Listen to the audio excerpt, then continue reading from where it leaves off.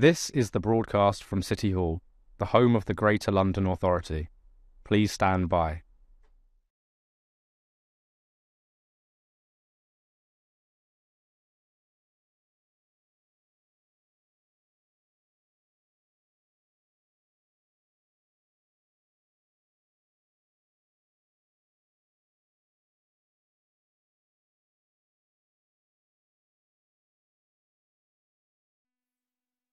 This is the broadcast from City Hall, the home of the Greater London Authority. Please stand by.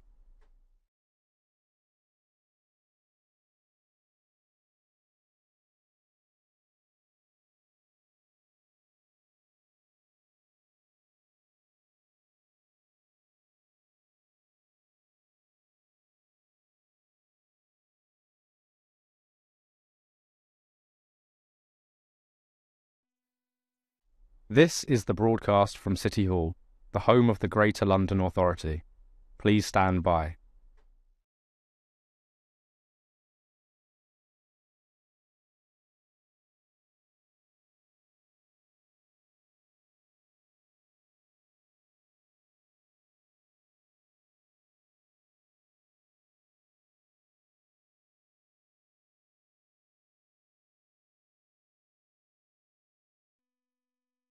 This is the broadcast from City Hall, the home of the Greater London Authority. Please stand by.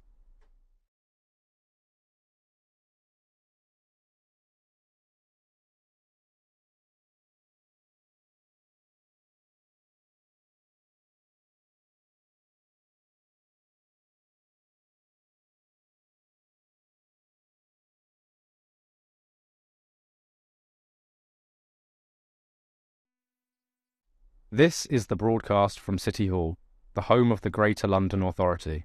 Please stand by.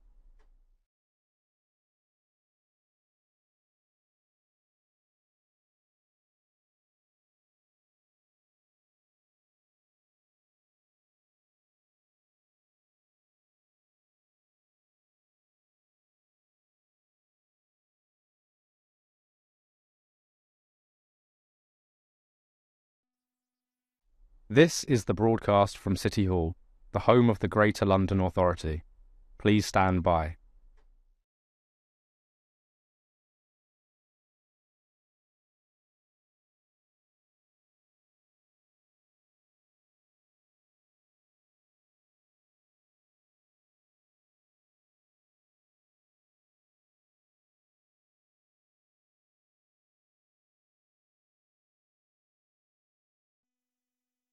This is the broadcast from City Hall, the home of the Greater London Authority.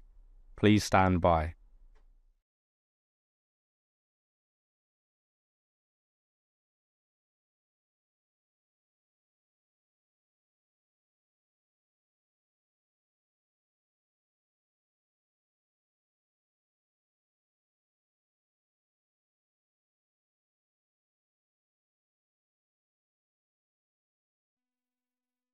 This is the broadcast from City Hall, the home of the Greater London Authority. Please stand by.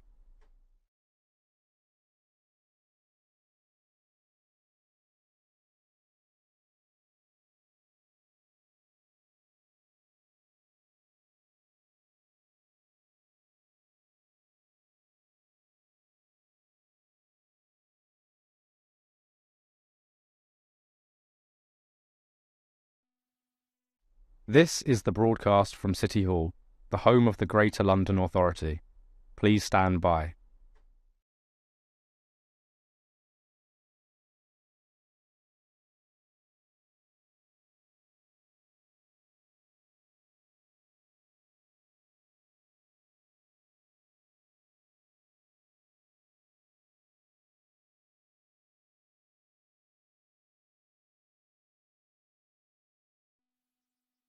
This is the broadcast from City Hall, the home of the Greater London Authority.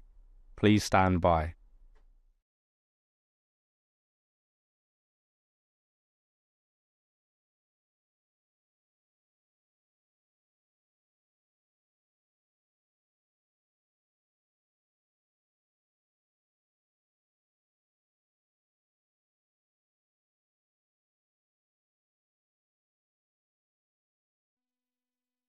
This is the broadcast from City Hall, the home of the Greater London Authority.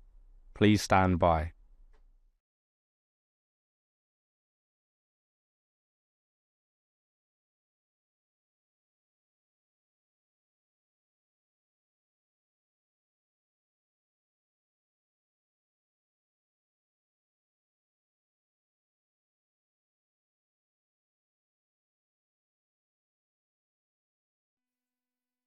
This is the broadcast from City Hall, the home of the Greater London Authority. Please stand by.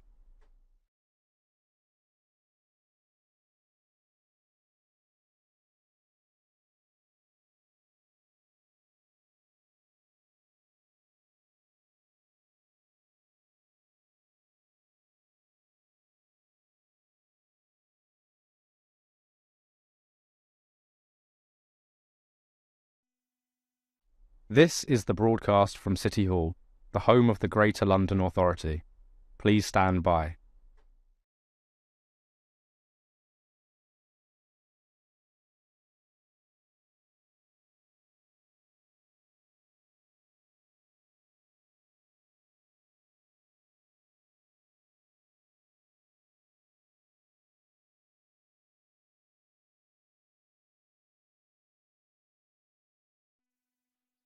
This is the broadcast from City Hall, the home of the Greater London Authority.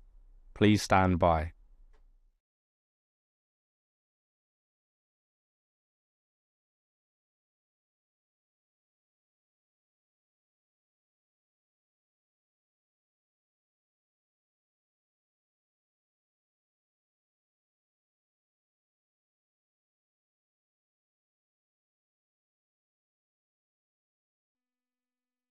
This is the broadcast from City Hall, the home of the Greater London Authority.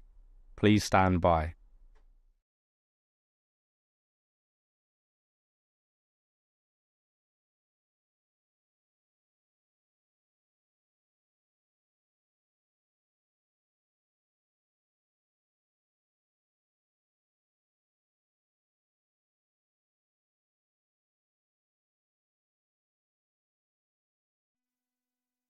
This is the broadcast from City Hall, the home of the Greater London Authority. Please stand by.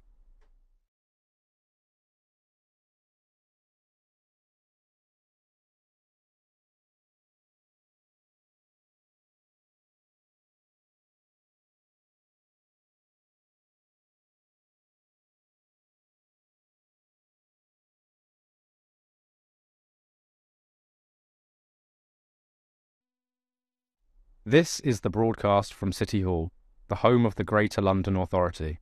Please stand by.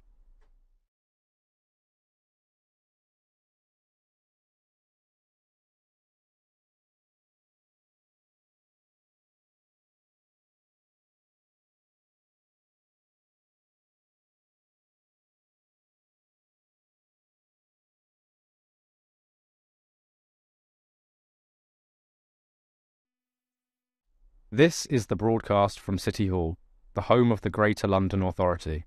Please stand by.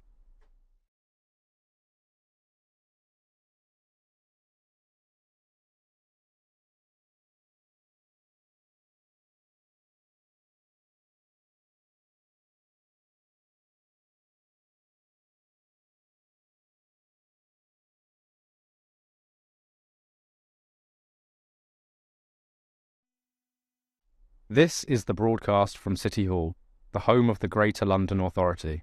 Please stand by.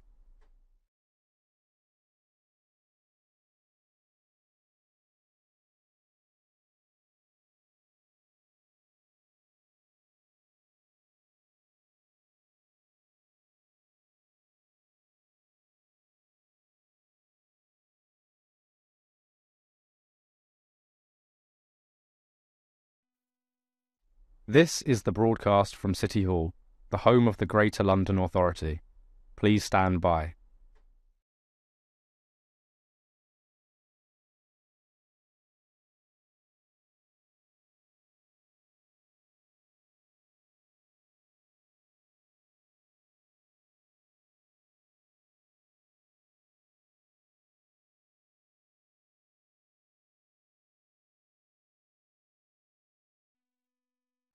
This is the broadcast from City Hall, the home of the Greater London Authority. Please stand by.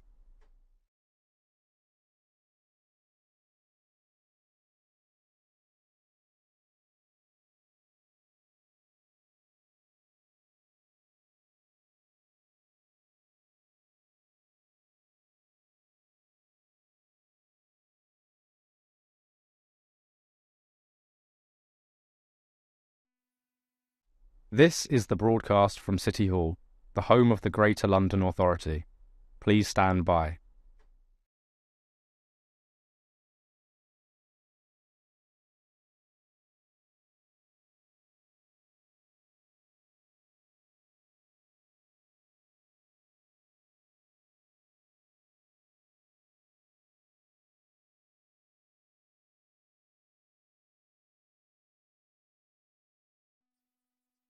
This is the broadcast from City Hall, the home of the Greater London Authority. Please stand by.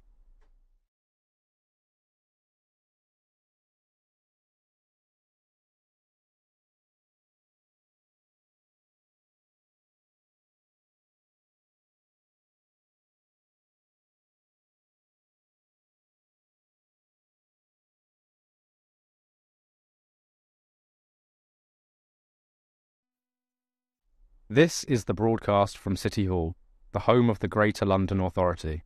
Please stand by.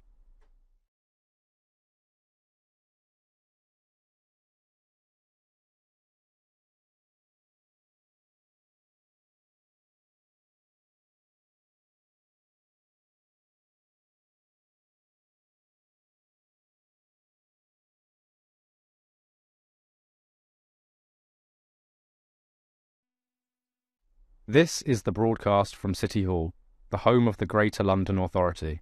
Please stand by.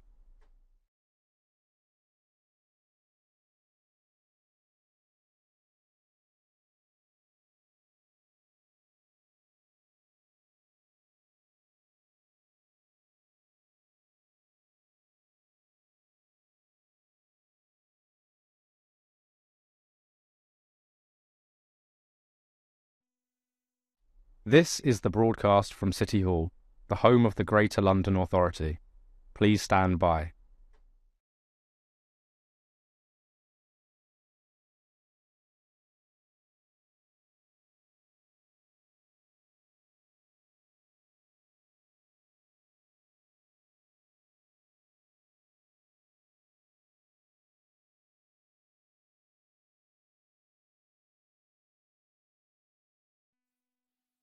This is the broadcast from City Hall, the home of the Greater London Authority. Please stand by.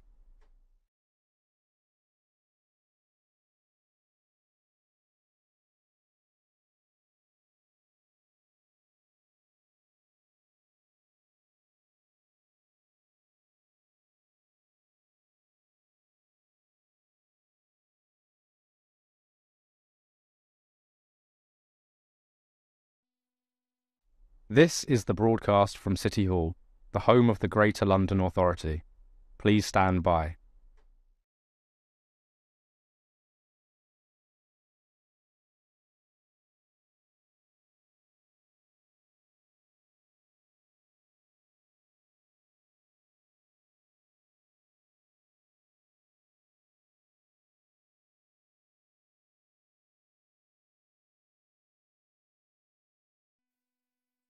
This is the broadcast from City Hall, the home of the Greater London Authority. Please stand by.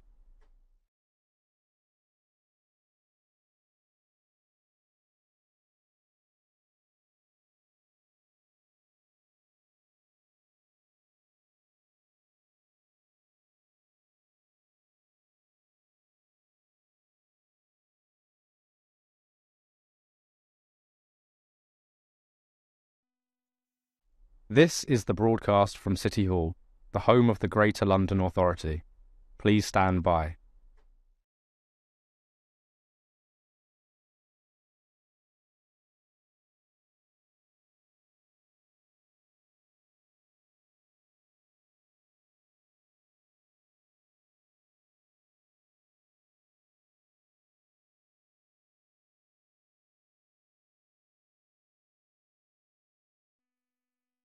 This is the broadcast from City Hall, the home of the Greater London Authority.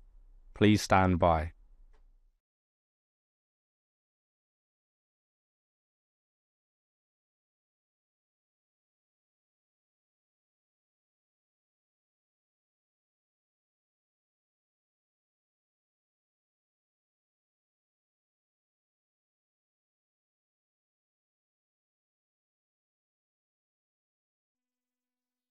This is the broadcast from City Hall, the home of the Greater London Authority. Please stand by.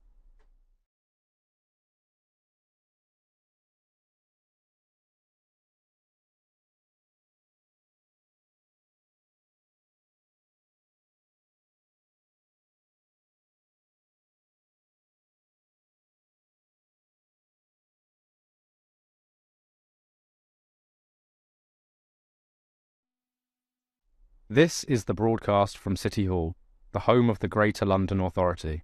Please stand by.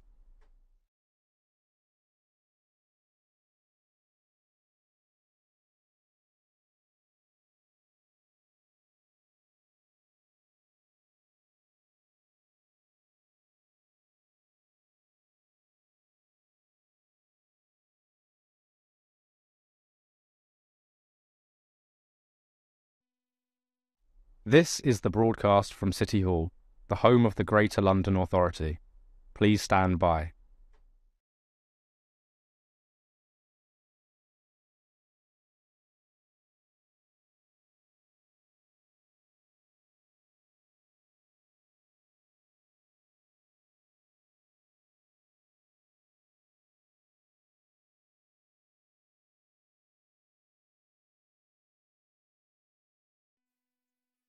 This is the broadcast from City Hall, the home of the Greater London Authority.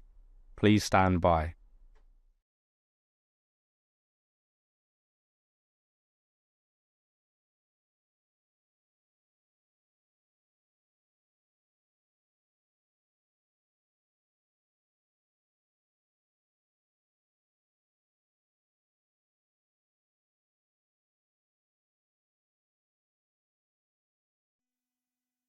This is the broadcast from City Hall, the home of the Greater London Authority.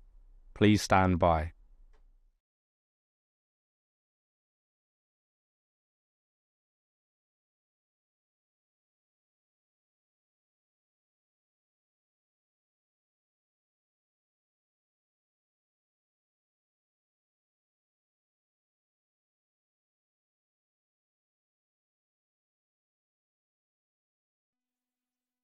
This is the broadcast from City Hall, the home of the Greater London Authority. Please stand by.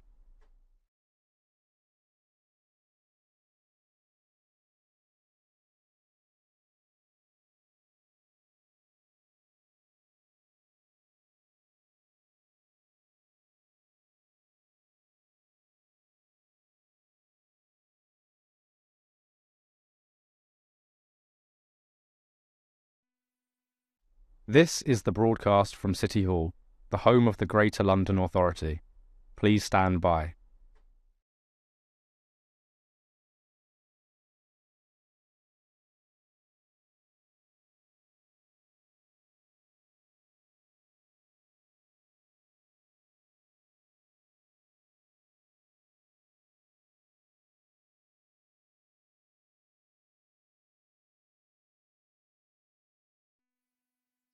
This is the broadcast from City Hall, the home of the Greater London Authority.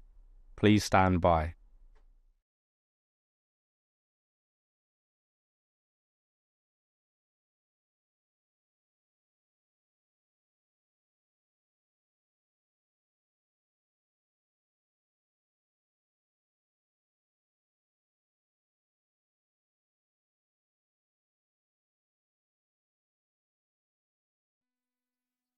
This is the broadcast from City Hall, the home of the Greater London Authority.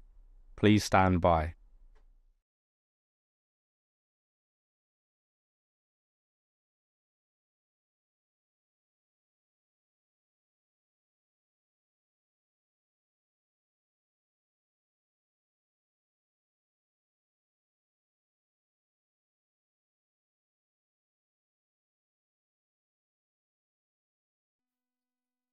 This is the broadcast from City Hall, the home of the Greater London Authority. Please stand by.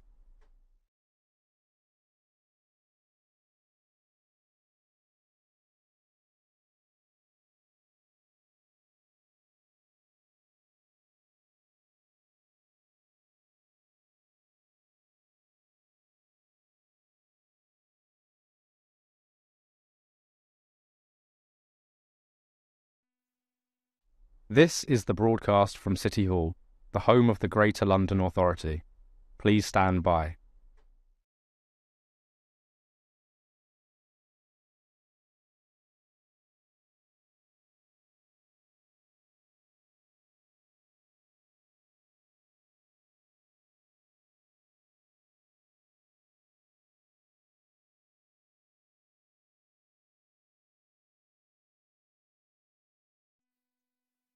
This is the broadcast from City Hall, the home of the Greater London Authority.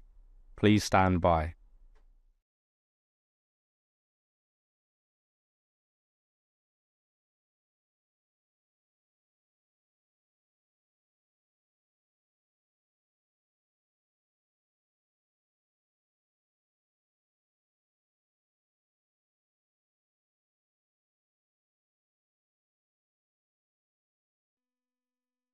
This is the broadcast from City Hall, the home of the Greater London Authority. Please stand by.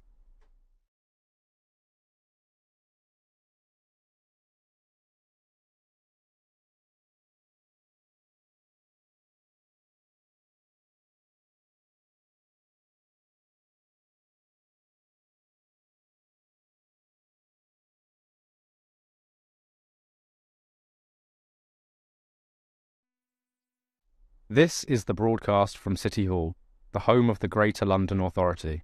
Please stand by.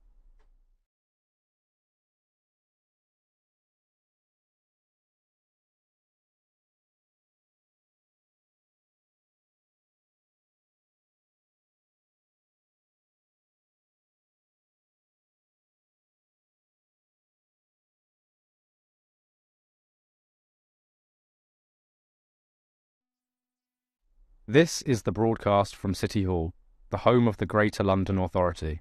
Please stand by.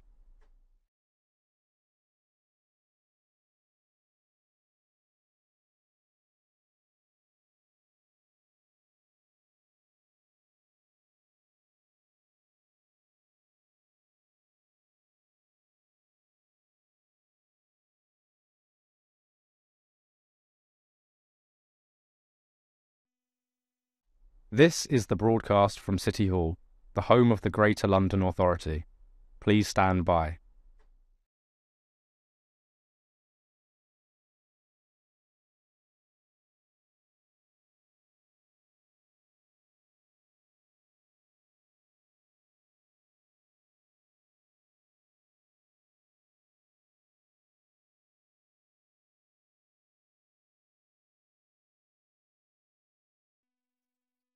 This is the broadcast from City Hall, the home of the Greater London Authority. Please stand by.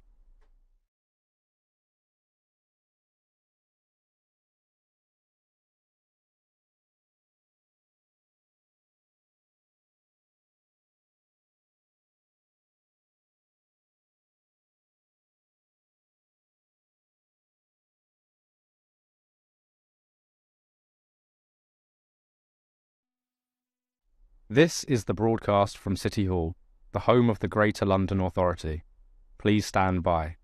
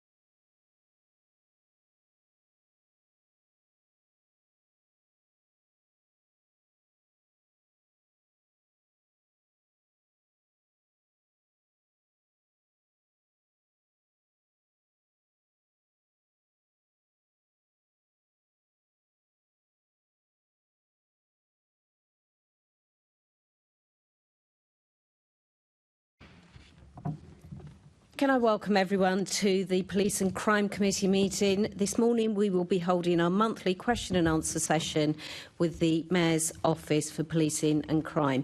Please make sure that you have your electronic devices switched to silent mode to avoid any interruptions. Can I now ask our clerk, Lauren Harvey, if any apologies have been received? Thank you, Chair. We've received apologies from Assembly Member Small-Edwards, for whom Assembly Member Harani is attending as a substitute. Thank you very much. Can I ask the committee to note the recommendations set out at item 2 and ask if members have any other interest to declare? Thank you. Can we confirm the minutes of the meeting held on 18th June 2025 to be signed by me as a correct record? Agreed. Thank you. Can we note the ongoing actions arising from previous meetings of the committee and the additional correspondence sent and received? Thank you. We now move on to our main item of business, and I'd like to welcome our two guests, Kaya Comer-Schwartz, who is the Deputy Mayor for Policing and Crime. Good morning, Kaya. And Kenny Bowie, Director of Strategy and MPS Oversight at the Mayor's Office for Police and Crime, MOPAC. Welcome, Kenny. So I would like to start with our questions, and the first set of questions are about lost evidence and the effect on prosecutions and taking a case forward. So the BBC has reported that around 1 in 20 prosecutions by the Met between 2020 and 2024 were dropped because of missing evidence. Deputy Mayor, what is your reaction to this? Thank you, Chair. Yes, I think it's really important that the committee have brought this question. Can you hear me okay? Question up today. I think it's obviously a key priority in my oversight to make sure that we're making sure the Met has professionally organised evidence. It's crucial to making sure that victims get the justice that they rightly need. We know that this has been an ongoing issue for some time. It was raised by the HMIC RF as a significant concern, and as well as the Daniel Morgan independent panel report, as well as the Casey review in 2023. And we note that the Casey review felt that this was further evidence of the deprioritisation of frontline policing, and that's something that you'll know from previous committees has been a key priority for the Mayor and myself, as well as the Commissioner, to make sure we're getting that right.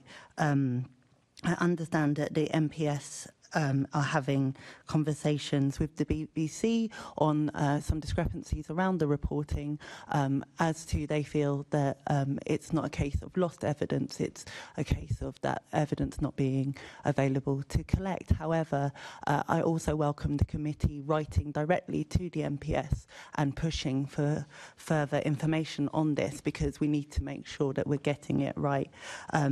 I think as well it's important that we also recognise the concerns around case file quality, and this is something that we've discussed a number of times in the Criminal Justice Board that I chair, working alongside the CPS. We need to make sure that, you know, to move cases forward to charge, that we're getting that case file quality as high as possible, and that's something that we continue to work collaboratively to make sure. We need to make sure as well that we are satisfied with the way that exhibits are being collected but also stored, and that's something that both in December 2023 and December 2024 the Mayor made sure there was additional resourcing for both in CCTV and exhibit storage. So it's something that we're driving through the transformation programme. Thank you, Deputy Mayor, and thank you for raising the issue of the letter. And for those outside of this committee, I have written to the Police Commissioner on behalf of the committee, raising those concerns, and we are awaiting a response to that. There clearly is an issue around, and you've talked about the BBC report and potential discrepancies in that, possibly having got that wrong, not about storage, but that Casey, as you have said, did quite rightly pick up the issue about storage facilities, and we heard, you know, there were some very horrific examples of things going wrong. There is an issue around safety and storage and protecting evidence.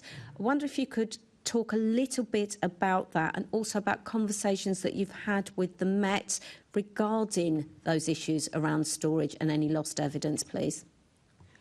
Thank you, Chair. Yes, as previously mentioned, it's definitely a key area and we need to get it right. I know the Commissioner has spoken a number of times at this committee about fixing the foundations, and for me this is definitely one of those foundations. We have made sure that in December 23, we invested £1.5 million into enhanced security for criminal exhibit storage, including access, CCTV and alarms. And then similarly, in December 2024, I approved the Met to spend £2.6 million to develop a full business case for the delivery of 5 new exhibit storage hubs. I want to also say that beyond the storage of evidence, it's also important that the Met has introduced IT solutions in this space to make sure that there's digital cataloguing support for the evidence, so that it's easier to get access to this and make sure everything's logged correctly. If I may, Chair, I think it's important as an illustration of this to reflect on Operation Northleigh, which is the Grenfell operation investigation that's going forward. I visited the store where the evidence for that case is being held, and it really is an example of the complexity of, you know, from a small investigation to a ginormous investigation. If you think about the thousands and thousands of images that had to be processed in terms of Operation Northleigh, but also actually the large amount of materials that were also taken off-site and had to have to be rightly preserved to make sure that when the case does come to court, we give the greatest chance for justice. But it's an illustration. I was passionate to see it myself, because I think until you do get to see that, you don't really understand kind of how important it is that these things are logged correctly, every element, the things that are stored correctly, the things how they can be illustrated to a jury. And on a ginormous scale, that's an illustration of why we need to make sure we get this right. So we know that most cases now have some sort of digital need, some sort of evidence collection need, and some kind of storage need of that evidence. And that's why I'm really passionate about making sure that the police are on continue to be on a transformation journey in this space, and have put in the investment to make sure that they can. Thank you, Deputy Mayor. Assembly Member Roberts. Thank you and good morning. Deputy Mayor, in 2023, my predecessor, Caroline Pidgeon, asked the then Assistant Commissioner, Louisa Rolfe, about a Connect system. This was in relation to the very distressing case of Mia Janine, who took her own life in 2021 as a result of bullying, and there was questions asked about lost mobile phones and lost SIMs. Assistant Commissioner Rolfe made reference to the Connect property system and how that was being rolled out. Is that now fully integrated within the Met? Yes, but if you want more detail, Kenny can come in on that. Yeah, thanks. So the Connect system covers stuff like property handover process, the record keeping, the notice opening hours around that, collecting processes, with more supervision of the stores connected to the Connect process that you've got in. As the Deputy Mayor was saying, that's all complete now with the extra security, the CCTV, some of the issues which are highlighted that can come on more of an independent panel, and then recommendation to form up HMICFS. Mr Bowes, I'm so sorry to interrupt. Would you mind bringing the microphone closer to you? We find it a bit difficult to hear. Thank you very much. Mostly people prefer not to hear me. That's okay. No, so I don't know what you picked up there. I'm sorry, but yeah. So Connect IT, it is being used to strengthen stuff like exhibit management, particularly property handover process, an improved system of record keeping and auditing. There's also extended opening hours. There's a new click and collect process. There's new supervision in stores. And as the Deputy Mayor referenced before, there was £1.5 million worth of investment signed off in December 2023, which led to enhanced security, which dealt with some of the issues which were raised directly by the Daniel Morgan Independent Panel and recommendation 2 of the subsequent HMIC FRS report. Thank you. That's very helpful. AC Rolfe also mentioned Amazon-style lockers, which would be piloted in a number of BCUs. Has the pilot taken place, and what was the feedback on that particular scheme?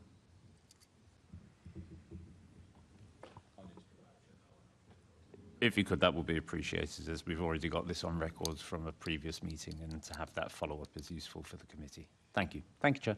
Thank you. Assembly Member Hall. Thank you. Going back, and it's not that I don't want to speak to you, Kenny, it's just that we like to hear from the Deputy Mayor.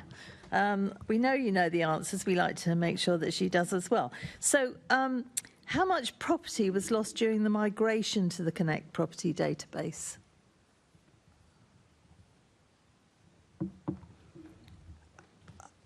We haven't been notified of any, but that's something that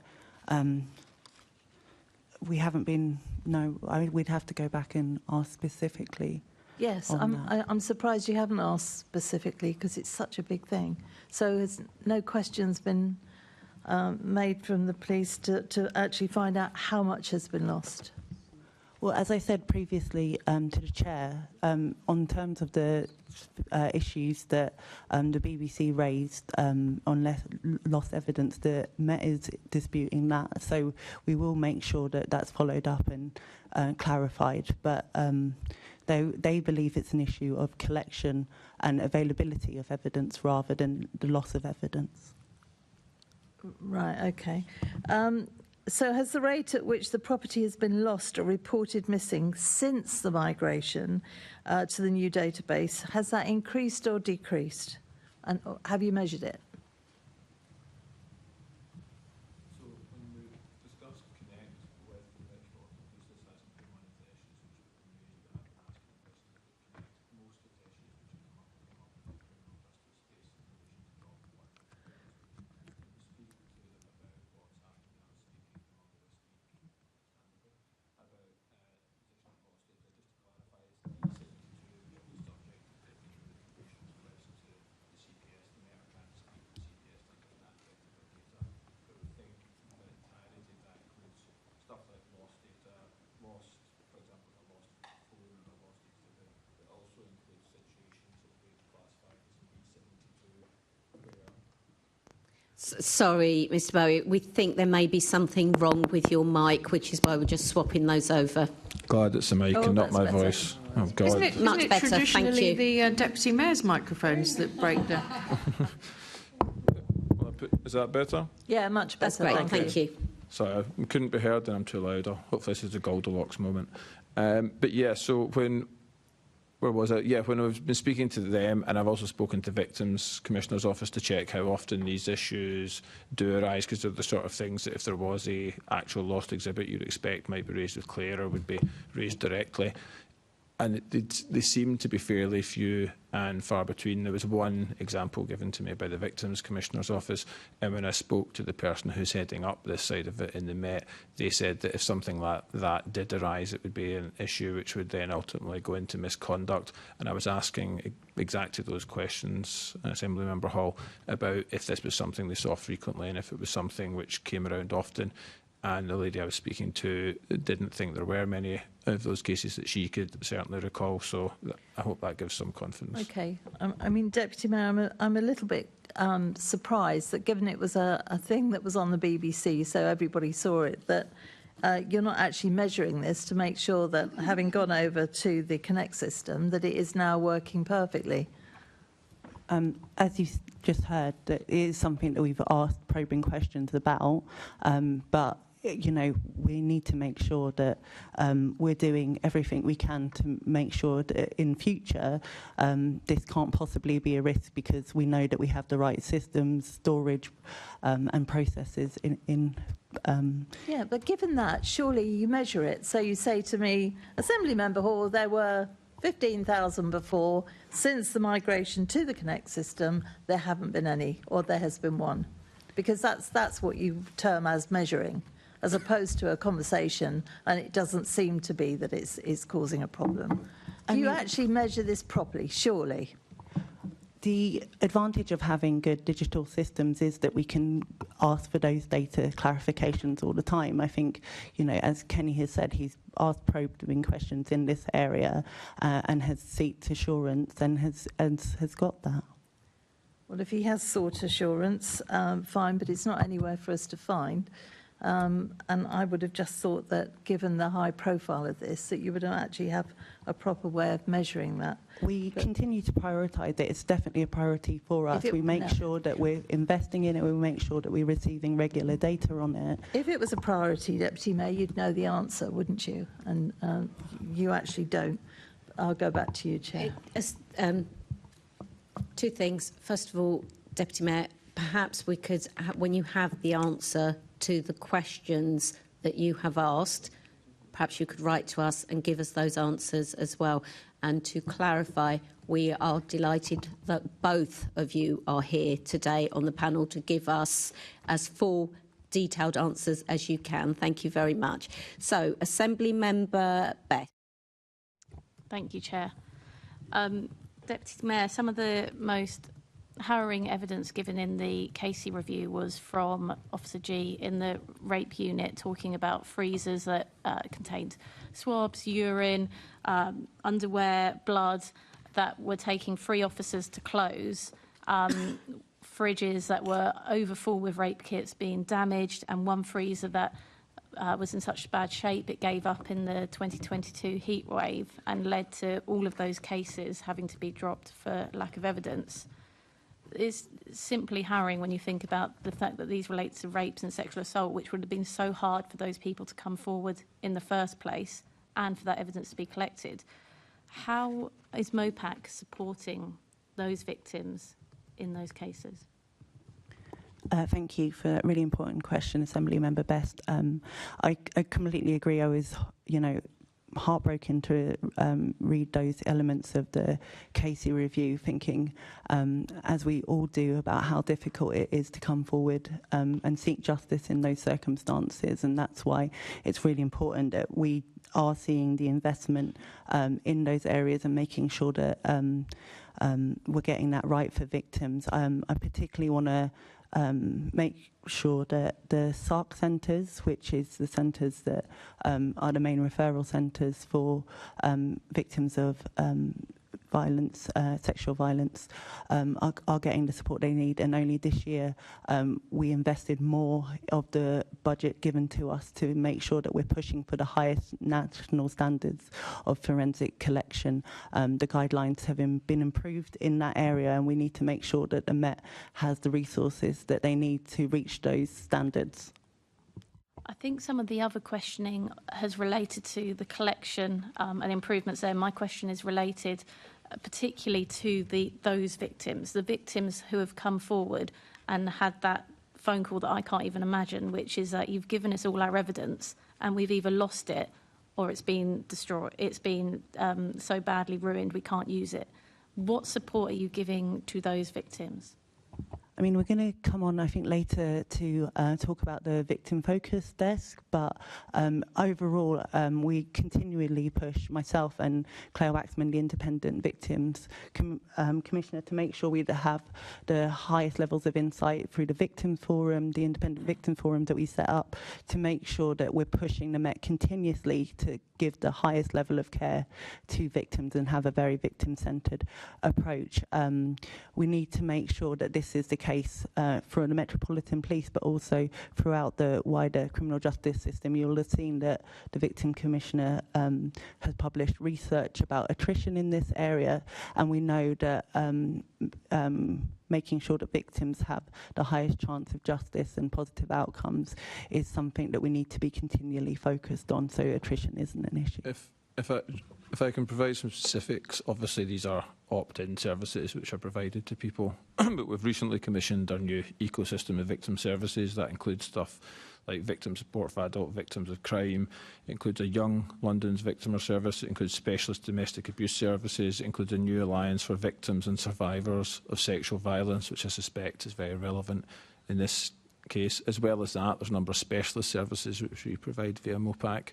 So we provide stalking support services, child sexual abuse hubs, London survivors gateways, rape crisis centres, and there's a number of other specialists very specifically, Deputy Mayor and Kenny, about in those cases where evidence has been lost and you get that horrific phone call that says we aren't taking your case any further because essentially the Met has mucked something up.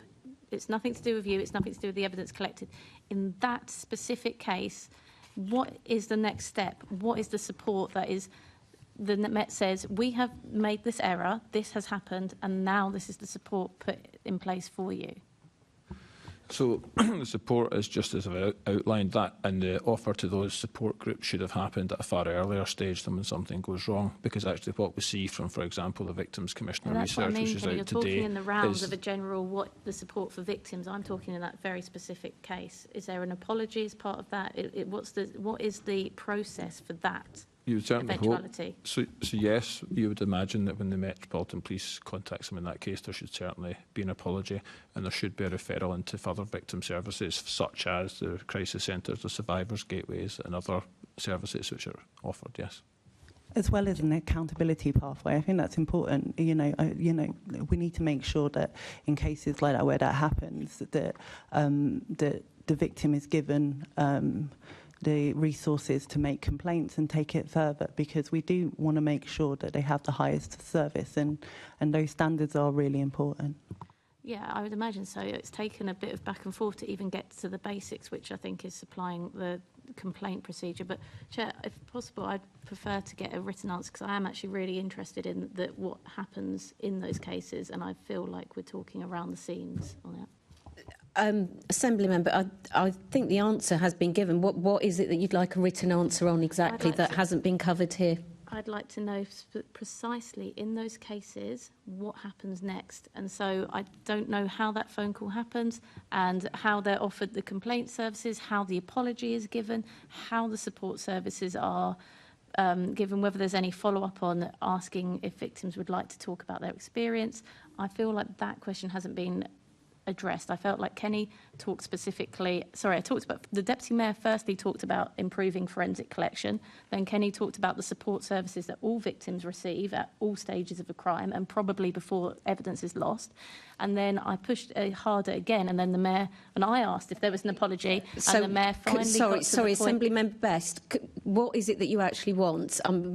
We've got a transcript of what's just happened, so can you I feel that the question has been answered. I'm unclear as to why you want that level of detail, because my concern is that victims can also be identified with the level of detail that you're requesting. Can we take it away and have that conversation? If it's appropriate and it can be done in an appropriate way that protects the victims, then perhaps MOPAC could give us that information. I will just write to the Deputy Mayor. Is that okay? All right. Thank you very much. To the Deputy Mayor. It's a simple question. Assembly Member Cooper. Thanks very much, Chair. Good morning, Deputy Mayor. Good morning, Kenny. I wanted to ask about the issue of digital evidence, which has become increasingly important in so many prosecutions. And there was a report produced by His Majesty's, or I think it was probably Her Majesty's Inspection of Constabulary Fire and Rescue Services in 2022. And that inspection report at that time said that the police were struggling to deal with the vast volume of the digital evidence that's now available. I mean, it's been a massive growth, obviously, in recent years. So I wondered if you could tell us how the police are doing now in terms of ensuring that their capacity and also the skills necessary for that digital investigation, how are they responding to this growth in digital evidence? And do you think that things have improved since that inspection report from 3 years ago? Thank you, Leonie. Yes, obviously, I think all forms of crime now have some digital element to them, so it's very important that we get this right.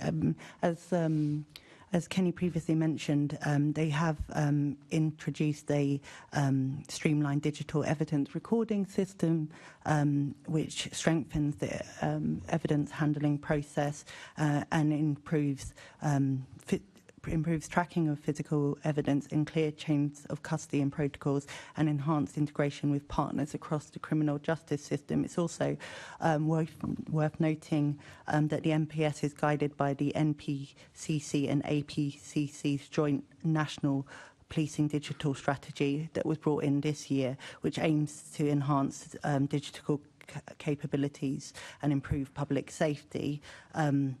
I think it's also, I went on a visit to look at the work of the specialist teams around recovering digital evidence. This is really, for me, it was really important to see the importance of having tech specialists within the MPS. They were able to recover evidence from phones that were thrown in the sea. They were able to proactively look at new technologies coming forward on the marketplace and kind of work backwards from destruction to how they might get the evidence back from something. So I was reassured to see that the police are looking in the highest ways of how to protect victims and make sure they can take case forward. I think it's also important that we know the work that has been done to make it as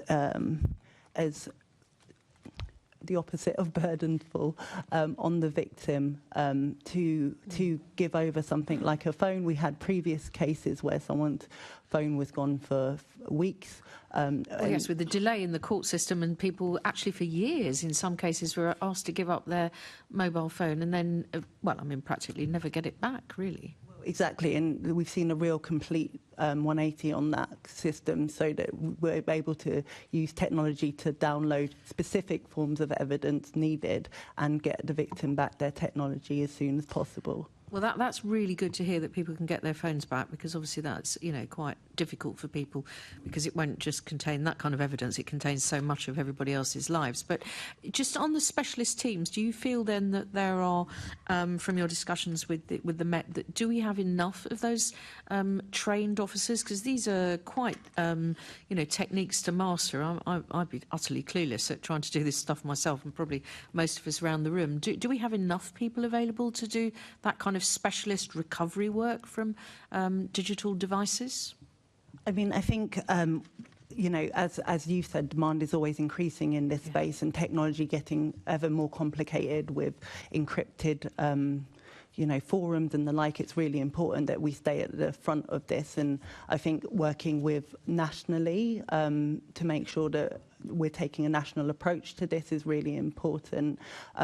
I think we could they are specialists, they are literally technical engineers, so it's probably not ever going to be a resource available in every BCU, but it's making sure that we have the strength of pathway to and out of that's important. Yes, and it's individual cases, perhaps where some sort of a rape case, from a rape case to very large drugs bust cases where there's encryption being used by criminal gangs. Did you want to come in at that point as well, Kenny? Yeah, I was just going to say there's two elements to this. There's one, actually having the capability in digital forensics, and there's a wider debate to be had in that space about whether the HMI-CFRS recommendations from that report about moving it under wider forensic services is something which should be pursued. Obviously a matter for the Home Office, but there's a recent Westminster Council report which has come out, which is quite interesting on all of this stuff as well, which I can send you if you would like.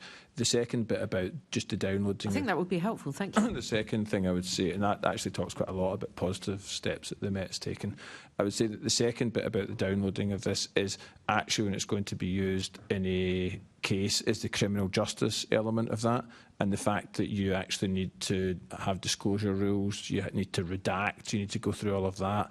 And I think there's a space for technology to develop into there, because there's no point in having a really wonderful digital forensics thing which can download terabytes of data and produce a verbatim copy of it, if then you have to just have 50 officers sit and go through and redact stuff and deal with disclosure rules and deal with. So there is.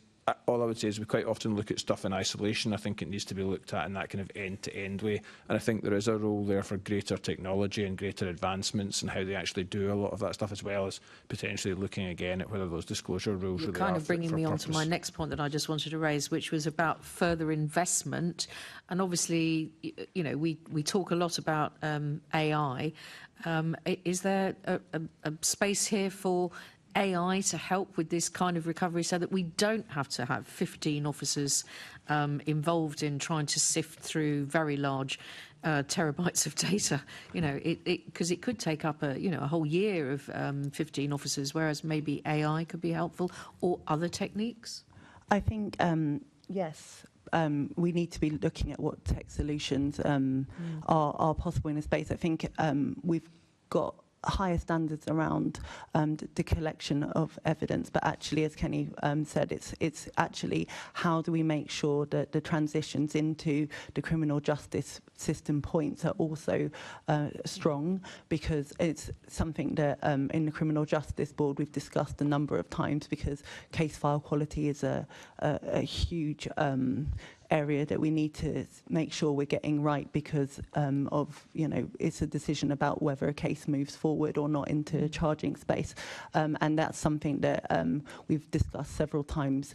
We think that AI could be a real help in that solution. I mean, it's something that I think nationally there's a lot of conversation about how in policing we use technology better and have the right levels of governance, but also I think understandably there's some caution and risk aversion in this, and we need to make sure that there's a rigorous enough framework that we can take it forward, because, as you said, it's something that it could drive real efficiency in the system.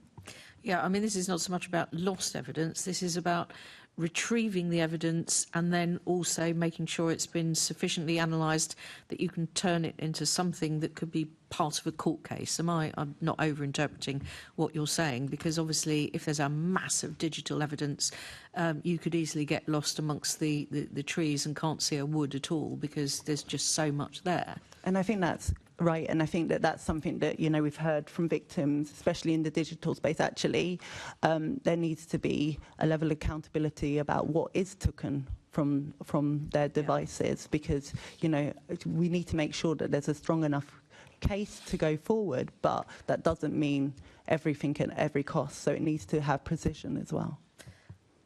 Okay, well, thank you very much. That's really helpful. Thank you. Assembly Member Bailey.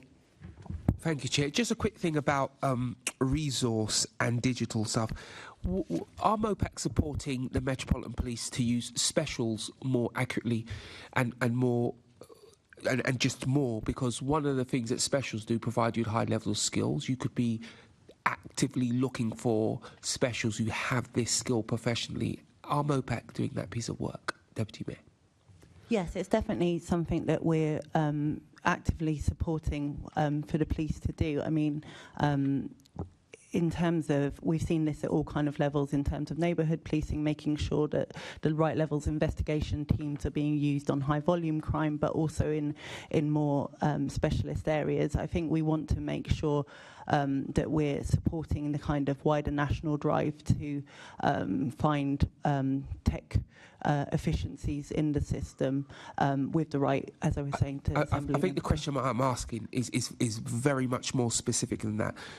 Are MOPAC supporting the Met to specifically find people who could be specials who have digital skills? Because as you said beforehand, almost all crime now has a digital footprint of some kind, so we know it's the thing. Do you have a programme that says to the Met, could we look for specials in particular, because I'm thinking of people who already have the skills professionally, do we have a programme that does that specifically?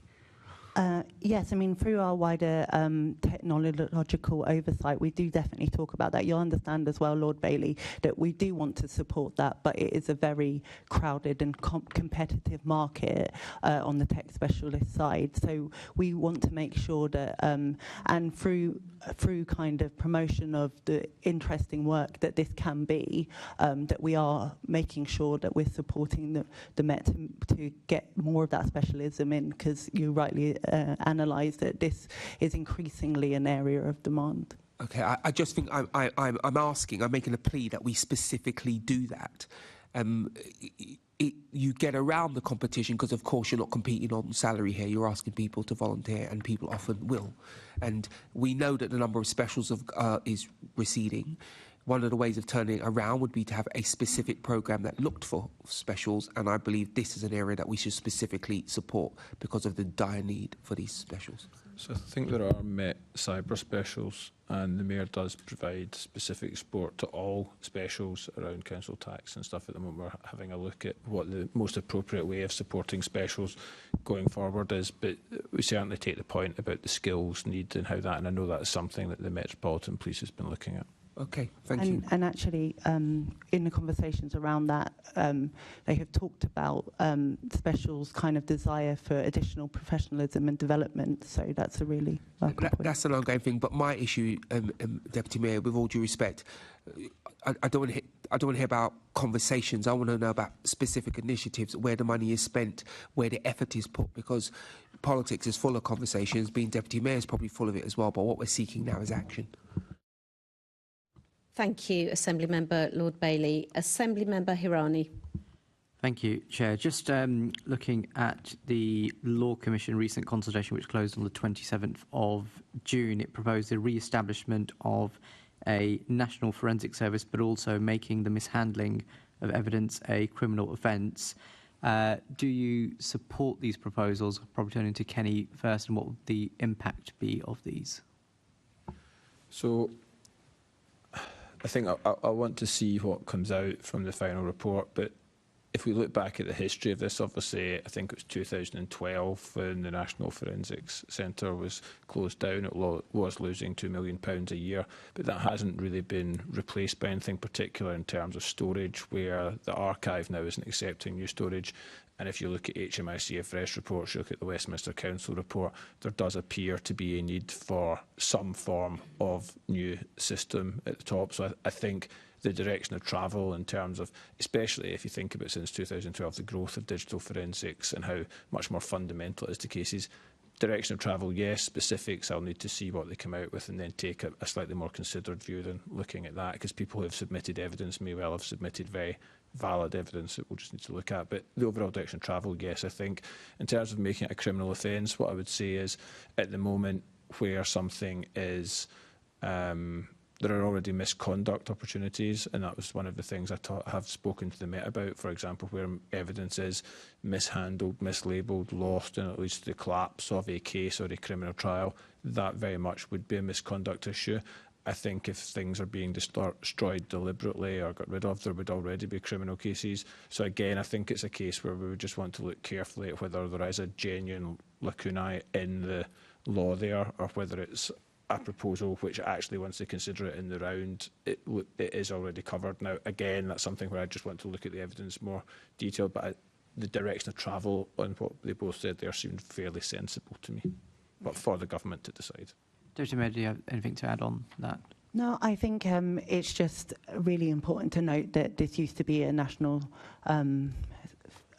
service previously, that it was stopped in 2012 by the government of the day, and that this has put an additional responsibility onto local police forces.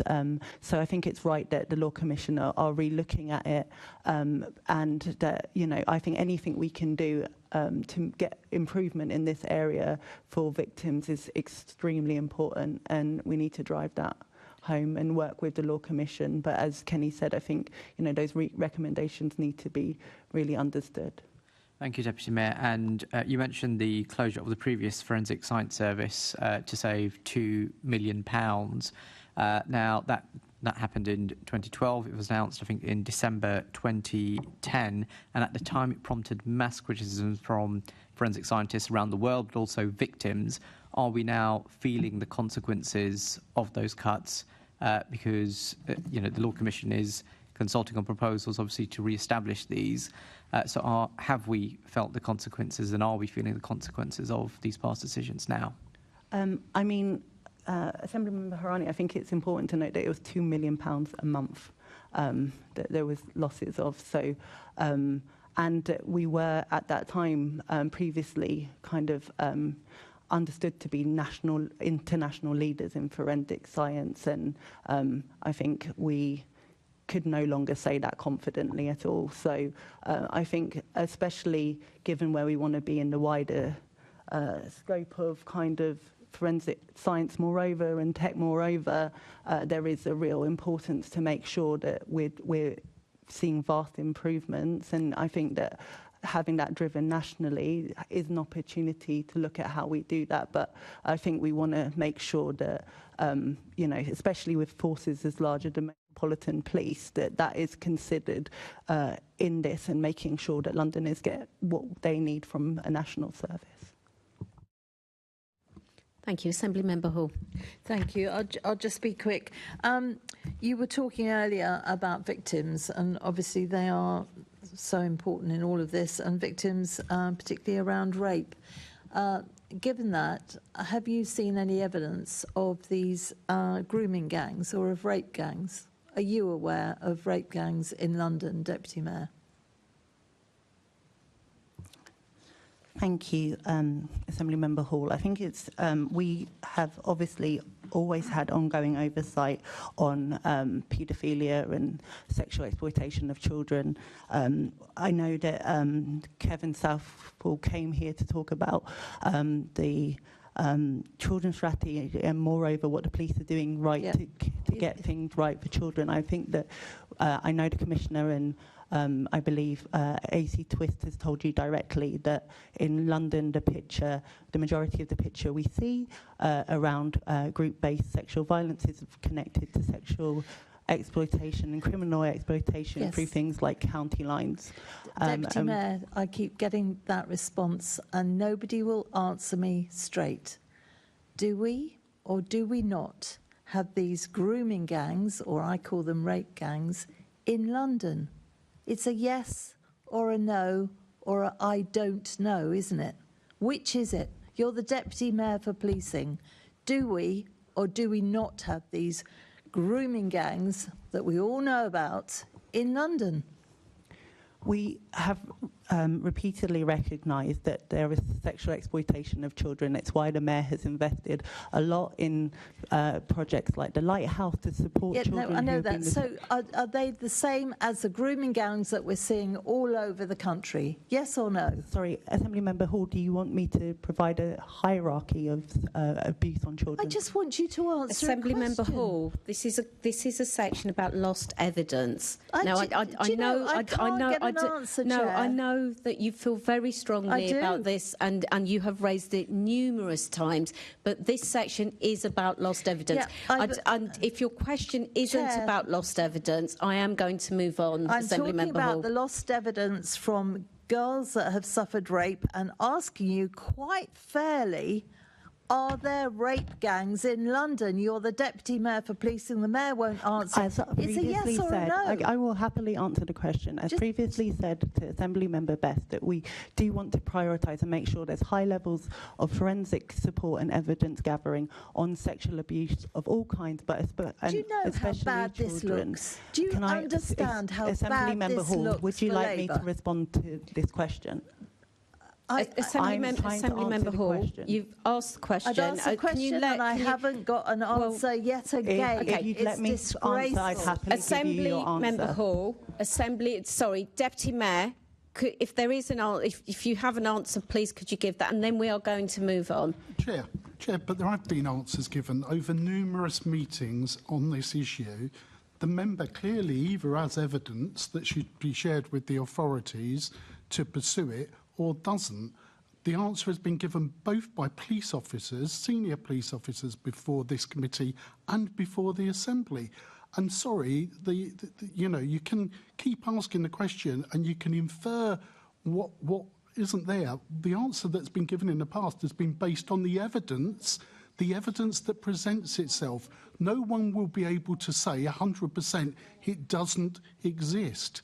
No one can ever give that. Sorry, Assembly Member Duval has asked to make a point, and I think it's absolutely a valid point, Assembly Member Best. So please don't ask about who's chairing. I am chairing. Please let him finish. And no, I'm no. Can I make a point? Not or is right it just now. Labour members. We're right in the just middle. Labour members that can make a point whenever they want. You've just interrupted an Assembly member on this committee. So I'm sorry, Assembly Member Duval. Do you have anything else to add? Thank you very much. I wasn't planning to intervene, but really the line of questioning and this is insinuating there is a cover-up between MOPAC, police and local government. That's what you're really saying, and that you're not getting the answers and that people are being evasive. I don't think they are. They're answering to the best of their ability based on the evidence that's been presented and has occurred in London. Right? That's not to say the points that the member is making are invalid, but they have been answers. You might not like the answers, but that's where it is. And I think we should continue to monitor it. The various inquiries and investigations may throw up something else. I'm hoping the assurances given by senior police officers stays to be correct. So that's what we've been given. Senior police officers have told us where we are actually at with the child grooming issues in London. Our issue, particular issues of concern, are with county lines and where we've seen that. That doesn't mean that the member is wrong, but in terms of pursuing the issue, I don't think we're getting further forward on it, and that's why I intervened. I apologise for some members who don't like it, who chunter on the side, interrupt everyone else, but don't like being interrupted during an exchange. Okay, right. Thank you. I think we have covered that on a number of occasions and today very fully. I'm now moving on to the next section, which is about online radicalisation. Assembly Member Duval. Thank you very much, Chair. Can we just begin about MOPAC's role in terms of online radicalisation and the issues arising from it? So can you just describe briefly what do we think that is and what you're trying to achieve on various issues on this topic? Thank you, Assembly Member Duval. I think we have two primary areas of driving our work. It's about making sure that through chairing the contest board that I chair with support from the CE hub, the counter-terrorism and counter-extremism hub that we have inside MOPAC, that we are discharging our duties in having the very having cross-agency conversations to make sure that we're doing all we can to prevent terrorist attacks in London, but also we have a preventative approach through the CE hub to make sure that we are working in the space of doing all we can to challenge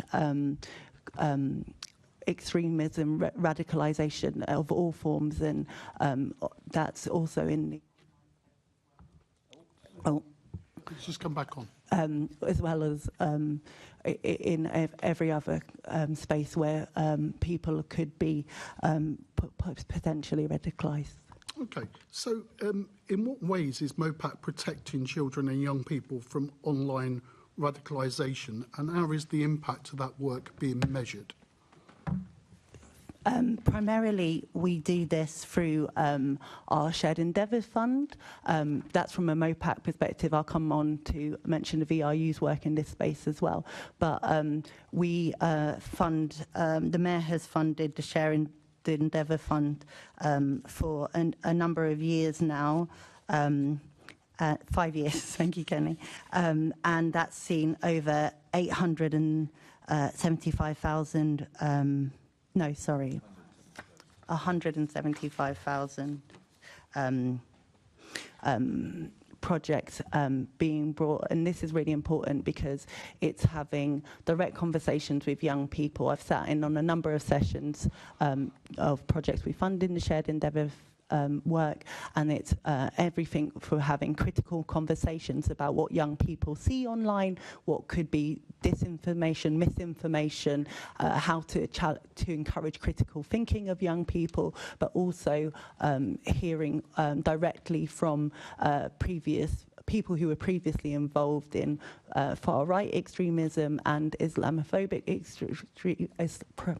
Islam extremism as well. So hearing directly about the experience of them and why they moved away from that activity. So it's really important that we're doing all we can to support young people. And as previously mentioned, the VRU are also doing work to support young people in the online space. And as we see the increase in extremist ideology around misogyny, this is really something that, linking into the work that we do in the violence against women and girls thing, is really key, that we're having those preventative conversations around horrific attitudes to women as well. Is it fair to say that some of that money, in terms of the fund that you're talking about, goes towards those issues, or does it also cover issues of potential lone wolf radicalisation leading to harm? Does it, in terms of, is there a breakdown between how that fund is distributed and where, and is it possible, Yes. without identifying communities, is that London-wide, Yes. or is that targeted at certain boroughs? So it's both, if I'm honest with you. So in terms of how it operates, there is a published, I'm actually very proud of how this programme operates, there is a published theory of change, which I think is something that if you look at how the government's operated, its Prevent and how it does stuff, there isn't necessarily one there. So we've published that, we've worked with external organisations to try and understand what do we think is the best evidence way of doing stuff in this space, because let's be honest, it's bloody difficult. And you're trying to build people's psychological resilience to something which is perhaps happening online in their own bedroom with sort of young teenagers who quite often come from vulnerable backgrounds, etc. Really difficult stuff, so really important it is grounded in the evidence. We have that, it's published, people can see it, people can critique it. That's intentional, because nothing's perfect, we want it to be improved. We also have independent evaluation, which we pay for, again, which we publish. It doesn't come back saying everything we do is perfect. If it did, you'd know it was a lie, or you'd know we'd made up our programme, because no programme's 100% perfect. But it does come back. We tend to, as a result of that, renew the projects by somewhere between 20 and 30% every year, looking to learn the lessons and build that again into what we look for the future things.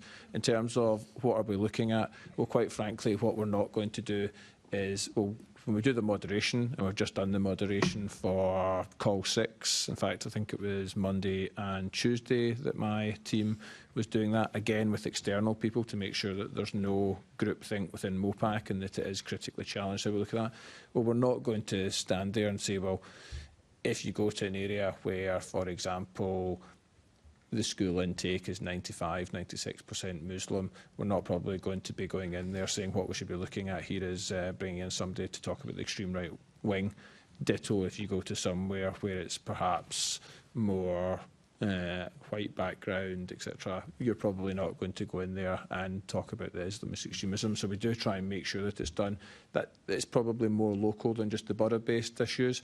There then will be we have programmes, and again there's a breakdown of the programmes if you want to look online, which will look at some of the complicated issues, for example the Middle East issues. Now necessarily they will be more London-wide than they will be borough-based, because it's very difficult to pinpoint any of the particular acute threats that comes there, because that tends to be pervasive and go across all of London. So we do try and get a mixture of those.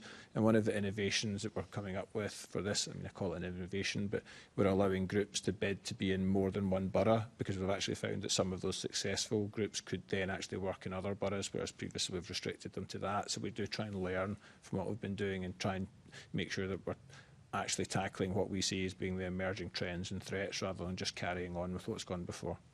Okay. So the researchers that support this committee have identified the counter-terrorism and counter-extremist hub.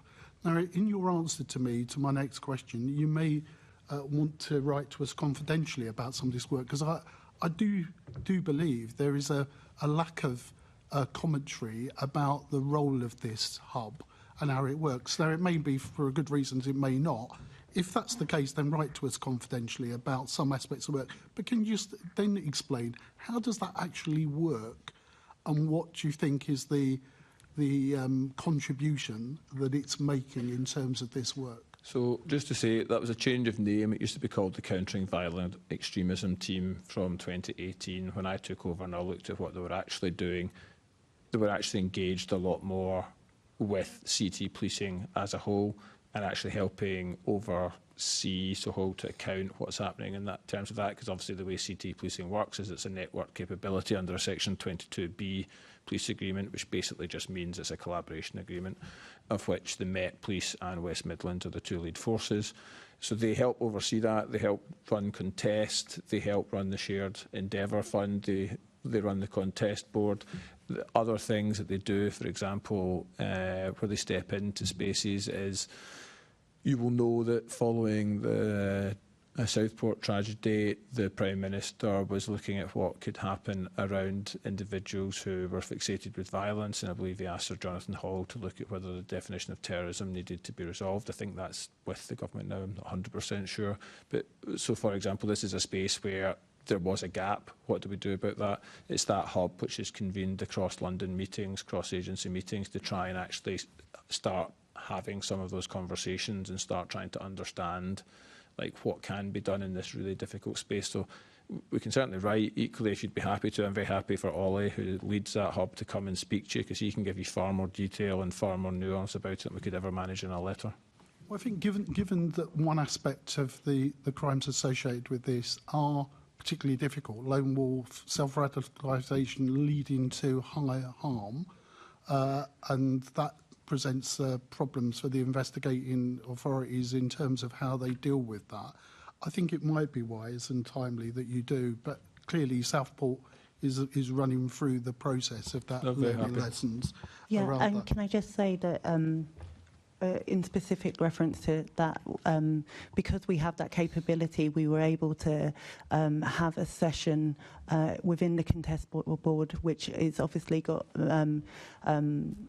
representatives from education, the Home Office, local authorities, the police, prevent specialists, particularly on violence-fixated individuals, which at the moment is a real key topic. And as you say, with the online space being kind of really used to hugely upscale the potential for radicalisation, it's really great that we have that capability. And it's the only thing that I would say that Kenny missed as well, the work that CT do, is make sure that we're discharging our duties on the back of the 2 Harris reviews that the Mayor commissioned, so that we can make sure that we're closing off all of the recommendations in those spaces. And how far have you made on the Harris review? How far have you made on those recommendations? What progress? Well, we've made very good progress. I can write to you with more detail on exactly how we definitely have the breakdown of how many we've closed and where we are with it. It's something that I'm regularly updated on, so we can get you that. Now, in terms of, obviously, you're renewing your work programme in terms of that. Is there anything specific that you can give us that MOPAC is undertaking in assessing and responding to the threats of individual online abuse? Of course, Stockport has given you a particular focus, but are you commissioning any work amongst your partners that you think is relevant to the London situation as well as the national situation, of where they come together, where you think, I think you mentioned, Kenny, about the gaps that may appear in terms of where we are rising from Southport, but there's lots of international evidence that and information that we're gathering that informs our responses as well to some of these attacks. So it's definitely psychosocial resilience, all of that area is something which we're looking at. As I said, we just did the moderation yesterday, so I'm sure there will be projects that I'll be able to point to that we're going to be doing and are in that space. if you'll just let me go back and speak to the team, because I don't actually know the outcomes of any of that, and then once we know it, I can get back to you, but I'm 99% sure I'll be able to give you some concrete examples in that space. And of course, the holy grail of any investigations of these crimes, of any policing activity in some way, is about early intervention, particularly in this issue. We know there are some lessons that we may have learned around Southport. The question is there, again, any specific pieces of work about early intervention in terms of this and in terms of online radicalisation? I know these are judgment calls, and in terms of bringing people to justice or not, but is there any new current thinking about early intervention and what could happen at different age groups or not? Or is that going to...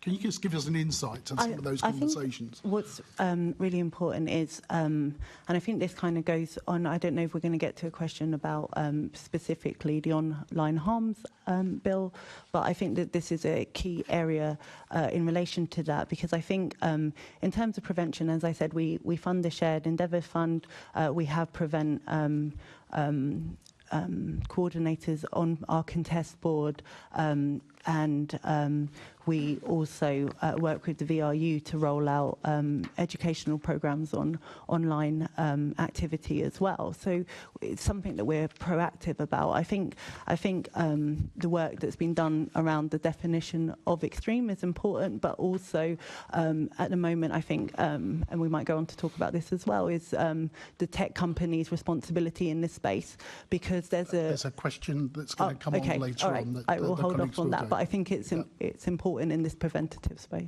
And thank you very much. Thank you. If I can just say on the kind of question versus do you intervene early as the police, do you intervene early as multiple agencies?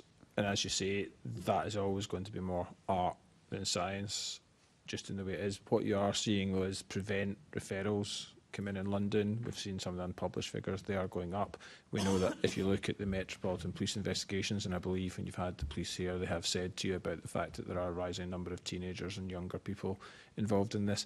That's actually why the early identification of these people's, the referrals into Prevent or other safeguarding initiatives, and taking action that way to try and avoid that becoming more of an acute problem at the end is actually so important. Now, the Metropolitan Police and their partners will always have very, very, very difficult judgments to make about when they actually think something is going so far along that sort of social model is no longer working. They need to take enforcement action, but ideally you would want to try and get it before you get to that point, and that is why the identification from friends and family, from education, from all the other partners in London is actually such a vital part of the system. Thank you. Assembly Member Garbutt. Morning. I wanted to pick up on some questions around Prevent, because I wanted to understand. So obviously nationally there have been almost 7,000 referrals to the year ending March 2024. And I just wanted to know what assessment you've given to the effectiveness of those referrals and if they're appropriate, and if you can fold in any criticism that you're aware of the Prevent programme, including the fact that in data that was published in January, 209 out of the 214 cases in the latest caseload were involved Muslim people. So I just wondered if you can speak to the kind of appropriateness of referrals, how you measure any kind of effectiveness of the programme, and that any concerns around disproportionality. Thank you. Yes, something that we've discussed, I think, at every meeting I've had of the contest board is Prevent referrals. I think I don't think we could say Prevent is the perfect intervention. I think in both ways that there is going to constantly be challenges in terms of growing confidence in the ability for especially more external agencies and normal civilians to refer into Prevent, and but also making sure that the interventions that are done through channel are appropriate. I think that it's a multi-agency approach, so it's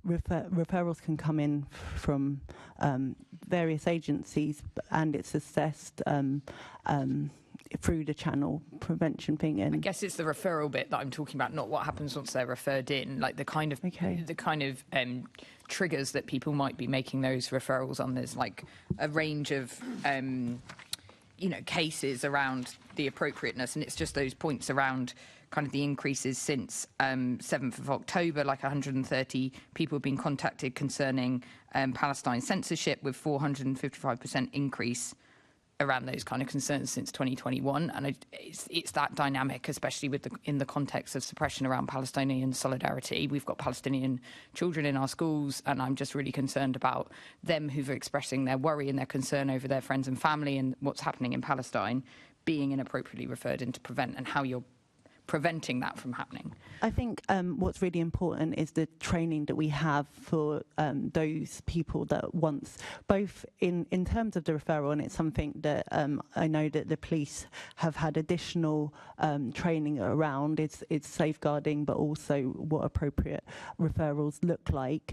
But also when they do come into Prevent, actually making sure that the Prevent coordinators have the level of training to triage that properly, whether that be no further action or making sure that, if it's a safeguarding issue, it's taken down the safeguarding route, and then if it is correctly identified, making sure that those people get the interventions around extremist views that they need. Do we know how many are triaged and not in London, and not then when no further action is taken? No, because the Prevent coordinators are sporadic across the boroughs, so we don't hold that. It's a multi-agency. I guess that would be a good indicator of whether the training is working or not, right?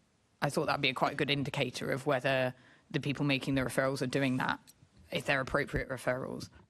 So I think there's a couple of things. Like, one, to go back to your sort of original question, I suppose, of why do we assess that we're seeing greater referrals into Prevent at this moment? I think you're right. If you look at what happened on the 7th of October, you would expect that would see a rise in referrals. You look at what happened in South... Why would that see what do you mean in terms of you'd expect to see a rise? Well, because that's created sort of geopolitical, global tensions. That plays out in the streets of London. You would expect that an issue like that would have a radicalising effect on people who are perhaps vulnerable to it. And as a result, you would hope that those people who are therefore being identified as being more vulnerable to that are referred into Prevent, so that they can get the help that they need in that respect.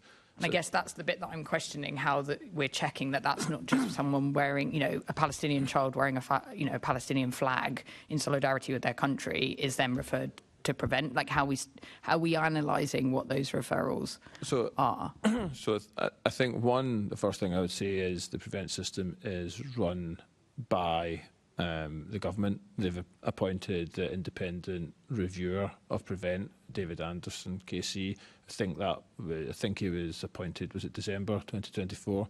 I think in about 50 minutes he's producing a report to Parliament on Prevent to look at the lessons which can be learned from all of that. So we can look and read at that. I would have thought from the questions that the Deputy Mayor asked at the contest board, if the police were thinking that the referrals in were far too low level or weren't right, that we would know about that, and certainly the police would have Jane Corrigan, for example, would have a good sense of what's going on nationally in that respect. I've not heard any complaints.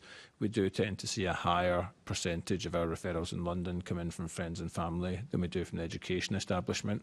We have a member of DFE at our contest board who helps and provides guidance to London and out to the schools there about that. But we do see a lower level of referrals in from education in London than you might expect compared to our national comparators. But just going back to what Assembly Member Duval was saying, I mean, you do see much higher levels of online radicalisation now. You're seeing increasing, again, online activities of AQ, Daesh, people like that. Hopefully there's been improvements in publicising the V2R, which is vulnerability to radicalisation, for a core discipline for policing. So you expect to see that sort of work come through. And again, when you talk about stuff like Southport or you talk about issues like the tragic murder of David Amos as well, actually the people talk about Prevent, people become curious, look for what it is. You should expect, therefore, to see further referrals come in as a result of that. And are you talking about that in the context of those two people were referred to Prevent? The perpetrators? Yeah, I mean, both of the perpetrators in their cases were referred to Prevent, and I believe that's one of the things which David Anderson's looking at out there, isn't it, about whether there are any lessons which can be learned from Prevent. As the Deputy Mayor said, no system is perfect. The test for Prevent here will be whether it can learn the lessons and whether it can actually then respond to that and continue to improve. Our experience of it so far is it does try its best in that regard, and it's probably the best solution that there is, because strategically successive governments of all colour have sort of decided that the best way to approach terrorism ideally is the first P of prevent people becoming terrorists in the first place, and I think that is the right place. And have you seen that evidence around holding extreme views being the predictor of the future participating in violence? Have you got that link? Because Liberty have said that the government hasn't published anything on that. So it's very difficult to sort of prove a negative, but I think if you looked at all the people who have committed acts of terrorism, you could probably safely assess that they hold extreme views. Now, can you say that everybody who holds extreme views would go on to commit an atrocity or a terrorist attack? Obviously you can't, no. But does that seem a sensible place if you take a theory of change and an evidence-based theory of change to start from? I would strongly argue that that's a much better targeted intervention or targeted. And I think that's just the space I'm trying to question, like, are those referrals appropriate? And it would be really interesting to know when no action was taken or when that triage happens. It'd be really interesting to know when no action is taken, what learning is taken from that. But maybe that will come out in this report. Yeah, and obviously each of those, when it goes in, most of them will go to what's called a channel panel, and actually that is run at the local authority, multi-agency, etc., etc. So there will not be, well, there will be groupthink, but in a good way, in that sort of sense. It won't just be the police or somebody saying X must happen and somebody saying no, Y. There will be a proper challenge and a look at that individual's life holistically, which has got to be the right way. That probably does mean that there's occasionally not complete consistency of approach across different places. That's just a feature of a system when you set it up with that, and I would much prefer a system like that which is dealing with that at a local level than one which is I completely agree with the multi-agency approach and the things that happen to support especially kind of children around, you know, extreme views and when we're concerned and safeguarding, completely support that. I guess I'm questioning the frame of prevent and then us just making sure that when referrals are made that we look at the reasons why people then are like, triaged out, and then what learning we take from that. Yeah, and I'm conscious that this has been a issue that's been raised since Prevent's creation, right, is whether it disproportionately encourages people to refer based on their own kind of ideology and discrimination. And I think it is something that we need to continually be concerned about, but I think it is making sure that, as Kenny said, that training is available to agencies in the context of wider safeguarding training, but also that when it does go into the referral pathway and the channel challenging pathway, that those are also rigorous so that they can be challenged at that point too. Thank you, Chair. Thank you. Assembly Member Best. Thank you. Just say, having watched the work of Prevent and seen some of the work they've done with classes, I think it is top class. And I think Kenny were making the point about sending the right people to the right schools. I grew up in Ilford, and we had that experience of some of the really great Muslim leaders who were part of Prevent going in and delivering messages in a way that I hadn't even thought to deliver them. So it was really good. I just wanted to come to the profile of radicalisation in London, and what do you think is the biggest threat of radicalisation online in London?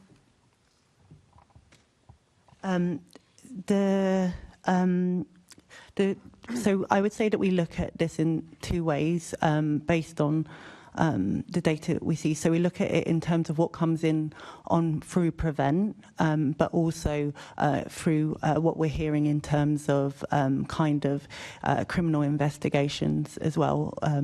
So in terms of what's coming in through Prevent, the largest number of Prevent referrals we get, which is 59%, is related to mixed or unclear ideologies in London. And that's why, as I previously mentioned, we convened a roundtable on violence-fixated individuals in May this year. Also, the other thing we know through the Prevent referrals is that London backs the national trend of having the largest number of Prevent referrals relating to Islamist extremists than those of extreme right wing, although we are seeing rises in both of those threats. So that's what we understand through Prevent, but also we are seeing through criminal investigations and foiled attacks overall, a continual increase of concern in the city. Thanks. And Deputy Mayor, in relation to this rise in categorisations under mixed, unstable and unclear, is this making things more difficult? Is this a helpful because, I mean, to me it seems difficult when you're dealing with a large number of referrals. Is it helpful? Is it the right way in which we can quickly categorise and give the right kind of help to those individuals? Or the right intervention? I mean, I think it's important because if you have a individual fixated on violence, it's important that they are identified and interventions are appropriately given. I think that the conversation around definition is complicated. I mean, you know, what we're seeing in terms of misogyny increase, whether that should be included or not, has been debated nationally.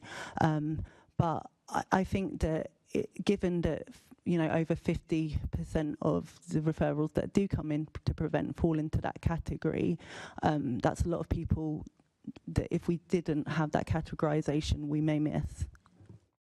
All I would say on it is it helpful? Well, it's just messy. I mean, frankly, we're seeing lots of people now who take little bits from one bit of ideology, another from another, and that's just a feature of the online world, I suppose, and that is radicalising people.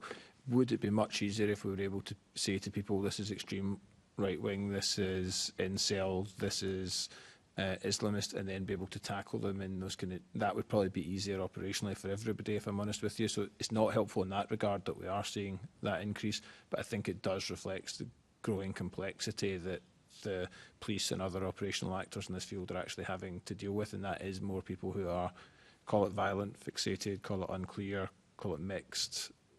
That's the reality that we're hearing from all of our partners around that table.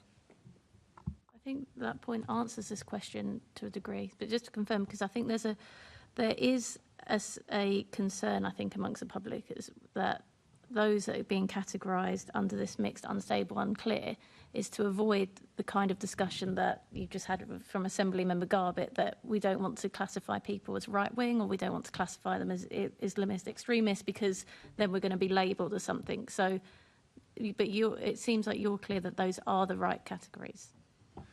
I mean, I think the categories, the names are based on sort of security services and CT policing having these discussions. I think you can always put a different name in something, you can always, but like actually what we are hearing is call it violence fixated, call it unclear, call it mixed. As I say, I'm not going to get into specifics and nomenclature, but do I think these people fall into that category and not neatly into another? Yes. Do I think they're being put there to avoid giving them another label? No, not based on what I've seen and heard. Thank you. Assembly Member Roberts. Thank you. So just touching on online radicalisation, we heard this meeting in 2023 heard that in terms of Prevent referrals, we had 384 extremist Islamist referrals compared with 122, so 3 to 1 of far-right activists. Are we seeing a change in the pattern in terms of online radicalisation, or are we still seeing that sort of numbers, the sort of 3 to 1 in London? So and how does that compare with the rest of the country, actually? Yeah, no, so in terms of the online, we can't break that out because the prevent referrals aren't kind of categorised by online. But yeah, we're still seeing, there's been a change in that the unclear has now increased, but yes, we are still seeing a greater level of Islamist extremist referrals than we are to far right. I don't think it's quite 3 to 1 anymore, but that is still. How does that compare with the rest of the country? Again, I can't talk to you about the online elements because it doesn't break down in that way via the referrals. But in the rest of the country, so I believe the other 8 prevent regions, I think the unclear ideology is still either top or second, but then it's the extreme right wing which actually outstrips Islamist extremism. So we're in a very different position in that regard.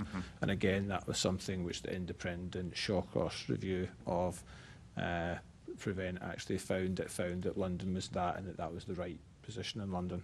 Sure. So in London, just to clarify, I may have misunderstood, we're seeing far more far right wing online radicalisation. So we're seeing a greater number of referrals in for extreme right wing. The unclear ideology is, I believe, about 59–60% of it, but the next greatest number is actually Islamist extremism. Okay, and how do we, because you said that we don't have the direct comparisons with other areas of the country, how do we go about getting those direct comparisons? So we do have them for prevent referrals. What we don't have and what it doesn't break down by, because a prevent referral won't have a box which neatly ticks and just says this was purely online. Most of the elements will have an online element to them nowadays, just as we discussed earlier, that most criminality will now have an online or digital element to it. So I think it's safe to assume that in most cases there has been a touch of the online, but there isn't a way, just on the specifics of your question, of how much of this is related to online and what are the referrals that are related to online stuff. What I'm saying is I don't think from the prevent numbers or any of the discussions that we've had, I can give you a neat breakdown of the subsets of those overall categorisations. Okay, thank you. Thank you, Chair. I'm conscious of time. Thank you, Assembly Member Roberts. Assembly Member Lord Bailey. Just a quick question. To what extent do we weight these interventions? There's been a lot of talk this morning, of course, about far-right extremism and misogyny, but of course, Islamist extremism has been considerably more deadly to the British public in recent times and actually historically. So how are these things weighted? Because you could find 100 people who make us worry, but it only takes one person to do something deadly. History would suggest Islamists should be looked at the most. Are these things weighted? Yes, by threat level, and we, as illustrated just then, that we do make sure that we're taking a data-led approach in this and making sure that the interventions are used accordingly. So London has after mixed, the highest is Islamic extremist threat. So therefore, the interventions need to be tailored accordingly. As Assembly Member Bessie has said, she's seen prevention work, with those kind of community leaders, making sure that they're illustrating that extremist views are not the norm in that space. And to what extent are we worried that we're finding what we're looking for? There's been a lot of talk this morning, for instance, about children from Palestinian communities feeling unsafe, but of course many Jewish children in London feel unsafe. We've had Jewish students attacked, prevented from coming on campus and all sorts. So are we finding what we're looking for, or are we standing back and taking a dispassionate look at the threats as they occur? I think if I'm interpreting your question correctly, it's really important that we have connections with all communities across London to make sure that we're having the highest level of insight into any extremist views, and we do that at kind of all levels of threat. It's from the work that we do to support our work in hate crime, working across community organisations, both within this space on kind of religious grounds, but also beyond, to make sure that there are real clear pathways on reporting and support on hate crime, to making sure that we have, for example, recently I visited CST, and so all the work that we support them to do to make sure that we have the highest level of insight from that community directly. So it's making sure that we have ways of assessing and having insights across all of the communities in London, and therefore we're acting appropriately. I think what I'm saying is, thank you for your answer. I think what I'm saying is I'm worried that all of these estimations are made from a middle-class chattering classes point of view. For instance, if you look in the black community and if you look what's in our WhatsApp group, the level of terror being caused by outsiders outside of our community, nobody seems to be talking about that. I'll give you an example. Many more black people died in the COVID outbreak because of what was put in our Facebook group. Nobody was talking about that. That information still prevails now in many different ways around gang stuff and particularly around racism. There's a lot in there. I don't see that on the agenda. Why is nobody saying that is a threat, that is a racist attack? Because if you're from the black community, we live in complete terror, mainly of gang crime and that kind of thing. That happens a lot. Are people monitoring the people putting that information out? Thank you. I mean, I think there's a key point about what you're saying here around disinformation. I think that that is really important, that we're making sure that we, especially with young people, equip them, as previously mentioned, through the work that we do through the Shared Endeavour Fund, to really have that critical psycho-resilience to question things that they see on WhatsApp groups or online or wherever, and try and make sure that we have trusted, evidence-based conversations about what alternative views are out there. I think that you're right, and we've spoken many times in this committee about the importance in tackling grooming in terms of exploitation of young people, and how that can lead to violence, and that we have loads of services like the Violence, Harm and Exploitation Support Services, and the work that we do through the VRU to make sure that we're making sure that those conversations are done. And I mean, I think in the broader category on online, it's so important because, as we've discussed previously, we have the chance to, intervene with young people and support young people. But these are devices that are in people's hands all the time, on their laptops, sorry, everywhere. Deputy Mayor, just in the interest of time, I just want to make 2 points. Your focus on young people is admirable when it comes to helping people deal with different information. But remember, when you talk about the black community, you talk about the international community that is vulnerable and are more... if you're older, the media is more believable to you. You never grew up with it lying to you as much as it does now. So I'd ask that in your education piece, you're also educating people who are older as well. My mum believed that nonsense, and she certainly isn't a child. Do you see what I mean? So I just to bear that in mind. And in particular, somebody needs to go and look at what's happening in the black community around violence. We have people who have whole channels full of music bragging about what's going on and who they're going to kill and who they're going to knock out and what they're going to do. And then people only act after the crime, whereas if I put out something misogynistic, they act before the crime. And I think, particularly for the black community, somebody needs to monitor what is being put out to our young children around violence. Thank you. I mean, I think, we can't obviously assess a whole of London's black community as one thing. We're talking about thousands of diaspora nations and third generation, fourth generation young people growing in here with very mixed and different backgrounds. But your point is important, that we make sure that we're getting the right information to people and communicating to them culturally appropriately. I completely agree with that, and that we do make sure that we are doing all we can, primarily through the Violence Reduction Unit, to make sure that we are taking a prevention approach and making sure that we have enough activities for young people so that they can have self-expression through the arts in a positive way. You're talking about something else. To be clear, the black community is as diverse or less than diverse than the Muslim community, and you're able to look at Islamist violence on their behalf. I'm not talking about distracting young people. I'm talking about there are multiple media streams that preach violence into the black community. Nobody's looking at them. If they were Muslim, if someone was talking about Islamist stuff or sexism, somebody would be looking at that. It's had a direct impact on the number of black people, young black men in particular, who die in London. Again, we are the single most murdered group of people in Europe. Why is nobody looking at that in the same way that we seem to be looking at Prevent? That's all I'm asking. I don't hear about youth work, none of those things. This is about intelligence. This is about understanding where this information is coming from and somebody getting in the way of that information. Chair, in the interest of time, I'll come back to you. No, just to clarify that you asked the question, I'd like to answer it. I made a statement. That we do make sure that in all forms of investigation... Assembly Member Lord Belly, you did say why isn't, and I think the Deputy Mayor is asking to... I want to be clear, I'm happy to hear the answer.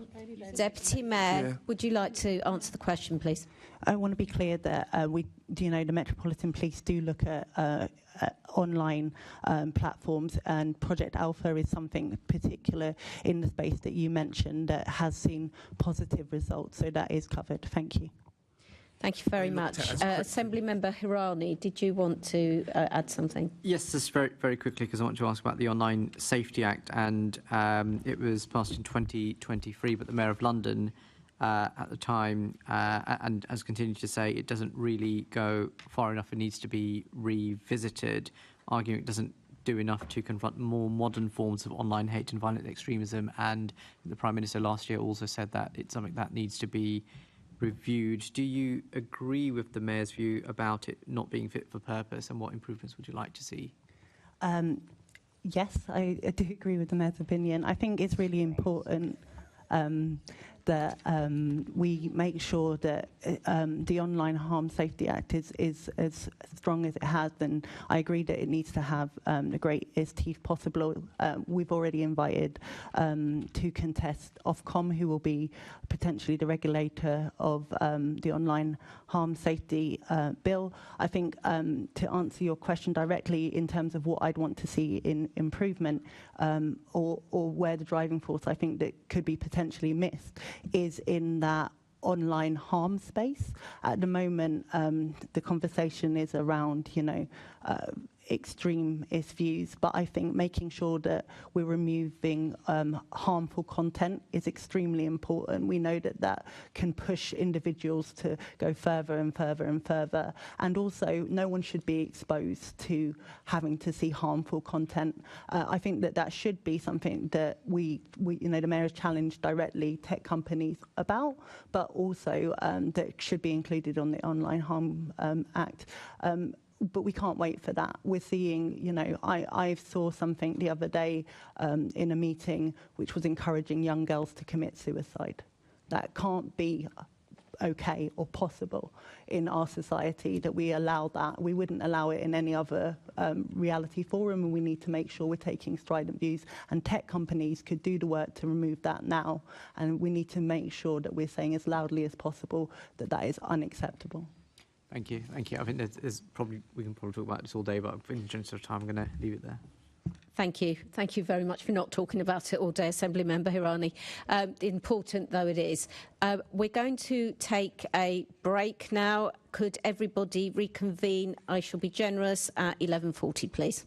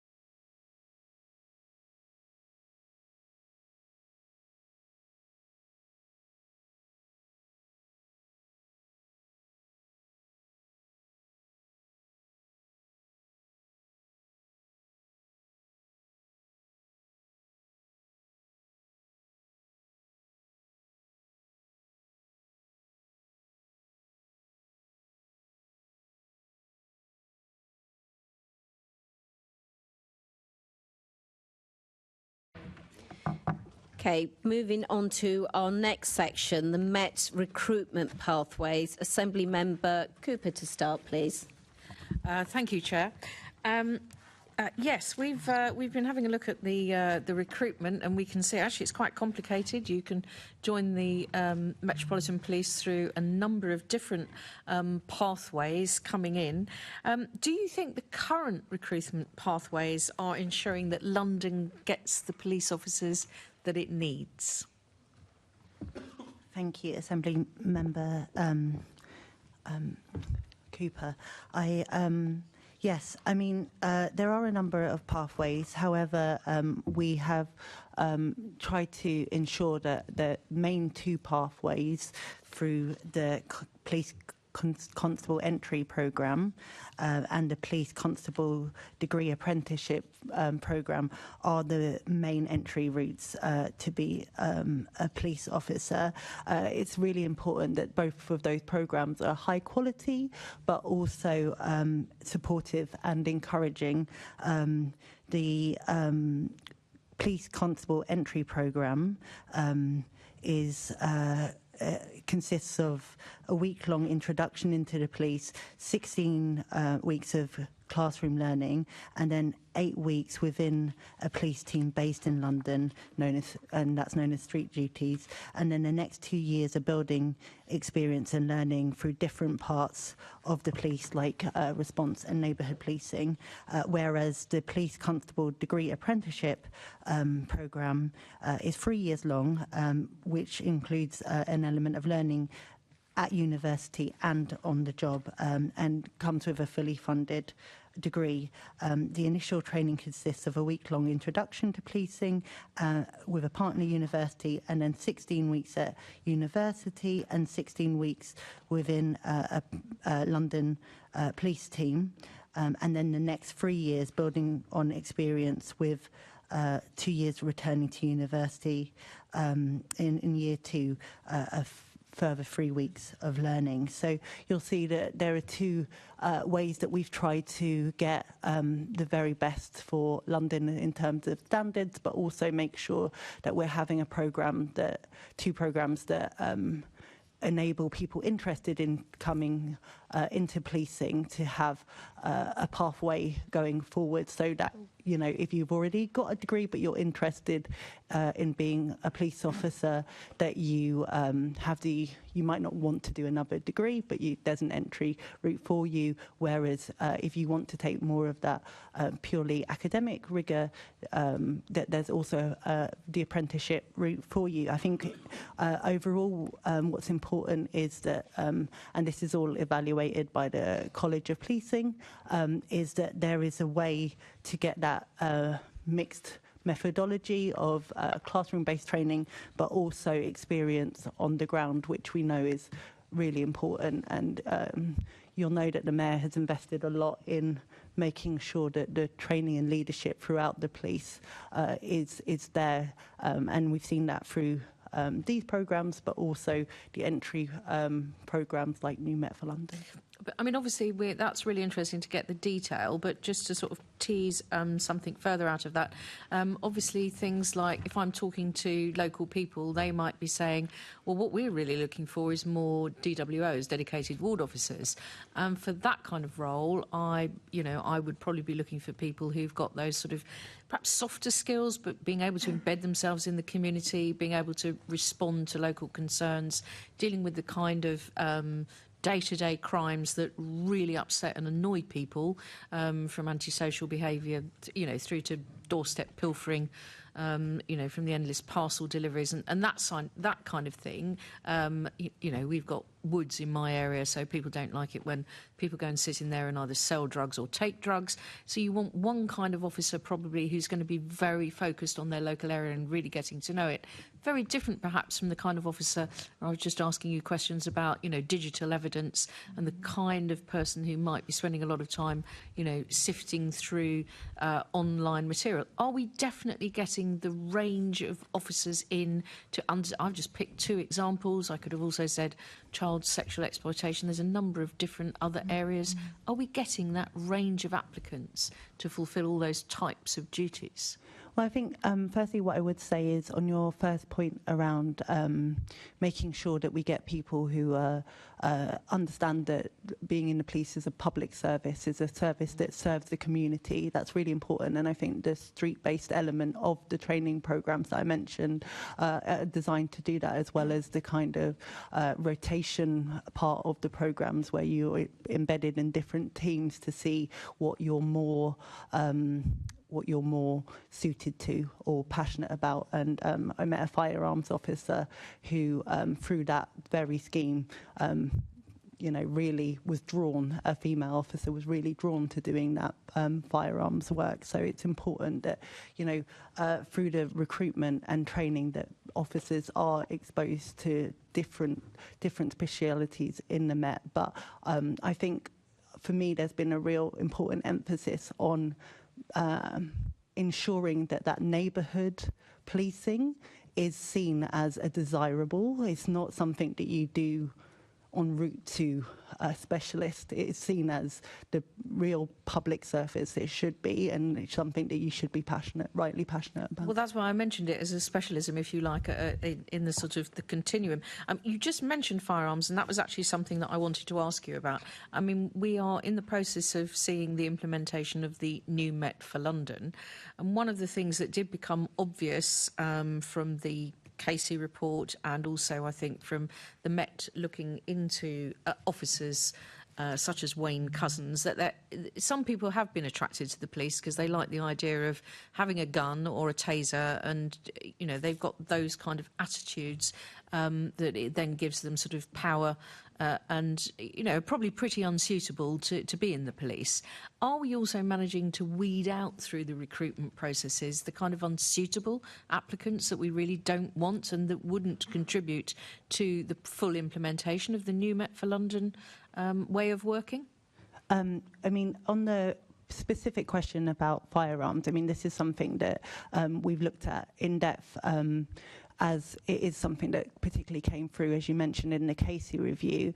And I think, looking through the elements of actually the Met's programmes to diversify those, the firearms squad particularly, I've seen that there's been improvement on, they have a specialist leadership programme for women, which has seen an uptake of females in the firearms. We've pushed them to go further to diversify the firearm specialisms in terms of race, but also it's really understanding how there is a connection between the firearm squad and the rest of the police, because what I was really struck by in the work around that was not only is it you get to hold a gun, it is that you are obviously often the first aid responder in really high harm situations. You need to be highly specialist and trained to be able to do that. You need to be able to have good communication skills with the rest of your teams, and that includes neighbourhood teams, so that you are assessing that threat and response correctly. So it's a lot more in depth than I think, someone who might think it's just about holding a gun. And I think, moreover, in terms of standards, to get to the latter point, it's really important that, whether it be in the training, in recruitment, in the front door, and throughout in terms of our vetting processes, that we have the highest standards around that, and that the Met is clear on its values and the expected values. And even within the progression process, I think what I've appreciated seeing is in terms of progression, not only is, how long you've been in one place, or whether you can do an exam or not, but actually what has your performance been in terms of the local community, and what are your values are continuing to be assessed throughout. So in terms of the new Met for London and implementing that way of working fully, what's your assessment then of the impact of the different routes into the Met, the initiatives that have been taken to attract people in? Are they working? Which initiatives have been successful? And do you think there's anything that the Met could be doing better? I think I'm conscious that we're moving to looking at refreshing the new Met for London. I think the core values of the new Met for London are the right ones. They're the ones that they were assessed on from HMIC and have progressed for. So, and HMIC have said that those are the right strategies for the culture change needed within the Met. So it's important that we are seeing progress on those metrics, and that obviously has most recently been seen by them coming out of Engage. I think that it's a bit of for me, a chicken and egg situation. The more those values are displayed and the more those standards are displayed, those people are more likely to, those kind of people we want to see in the police force are more likely to be interested, but we need to make sure, and this is something that is illustrated in the training, but also the onboarding service, that it's clear that officers will be in a supportive environment, and also that those standards are writ large in the training. Yeah, I think that's a really important point, actually, about making the right people interested in joining the police, because there's no point Mark Rowley taking the action to deal with the existing officers who are obviously completely unsuitable, and in current day vetting would probably fail the vetting, and trying to take action to get rid of those officers if the new officers coming in are just going to effectively be a kind of more of the same, rather than absolutely on board for the new Met for London way of working and transforming the police service as we go forward. And I think you're right to mention coming out of Engage, because obviously that is a sign, but it's not a finished product yet, is it? No, and I think that in all public services and more all sectors really, I think what's important is that are the right structures in place, but actually is there evidence of cultural change, and that's something that in terms of our oversight we really trying to continually make sure we have insights at all areas, whether that be visiting kind of community-based training with the Met, or looking at their strategies in certain ways, but also like what are we hearing on the ground from officers that illustrate whether those the Commissioner can write strategies at the centre, but are they affecting the practice on the ground? Because that's where the trust and confidence in Londoners were raised. So I think we're right to say that we'll be on a continual journey on that, and we need to continue to challenge on that. Thank you very much. Thank you, Chair. Thank you. Before we move on to the supplementaries, could I welcome the Lee Academy Halley in Greenwich and representatives from that school? Hello. Okay, so moving on to Assembly Member Lord Bailey. Thank you, Chair. This question is to Deputy Mayor to start with. Are you happy with the recruitment process as it stands and who it finds? Because policing is a vocation, and the current system seems to be weighted towards book types, university. There's a in our notes there's a talk about there was some criticism that the Met Police aren't directly working with a university like all the other services are, and I would argue probably that's a good thing. So are you happy that they are finding people who don't only present well on paper but might need a slightly different process to join? Thank you. I think that's really important. I know that the two programmes I mentioned at the beginning have only been brought in the last couple of years. So I think that it's, important that evaluation, and I know that the College of Policing, holds the main evaluation and framework for that. But what I have been, I think is a positive sign is that there has been that flex across the two programmes, and that they are learning from feedback directly from officers about, getting the balance right between having first-hand experience on the ground and the academic kind of elements of the programme. Overall, we want to see high standards and clear direction and learning through officers. But I think, people learn in very different ways, don't they? So we need a programme that encompasses those different ways of learning. What I'm specifically worried about when you assess the people who are in, by definition, the system has worked for them because they're in. I'm focused on people who have that. I think Assemblymember Cooper referred to it as softer skills, people who don't present so well on paper, people who might need a face-to-face interview. I've been through the recruitment process, the early days, and to my mind, it's quite terrible, but that's just a personal opinion. And it certainly doesn't give you an opportunity to display some of the other skills you may have got from, I don't know, working in retail, because you deal with people all the time. So how are we embedding that worry in the assessment process? Because if you allow people to mark their own homework, of course they're going to say it's great. You know, who's looking at where we could be missing very good candidates who are not answering that paper sift so well? Yeah. So I don't know when you did that, Lord Bailey. Very recently.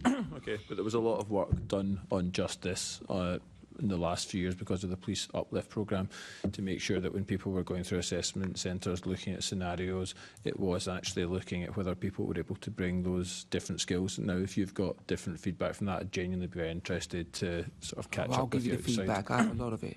No, honestly, that would be extremely helpful, because if you've been through it, there's nothing quite like getting direct user feedback. Does it bring in people with those direct skills? I mean, I think at the moment we would say it probably is bringing in the diversity that's needed.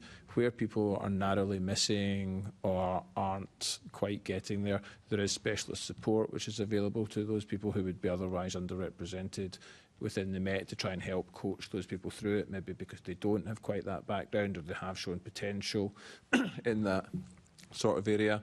And then also, once people are coming in, we are getting, and the Met are getting feedback from people so that they're able to tweak their examples. So, for example, in the police constable entry programme, most of that's delivered in-house. It tends to already appeal to people who do have the degree qualification.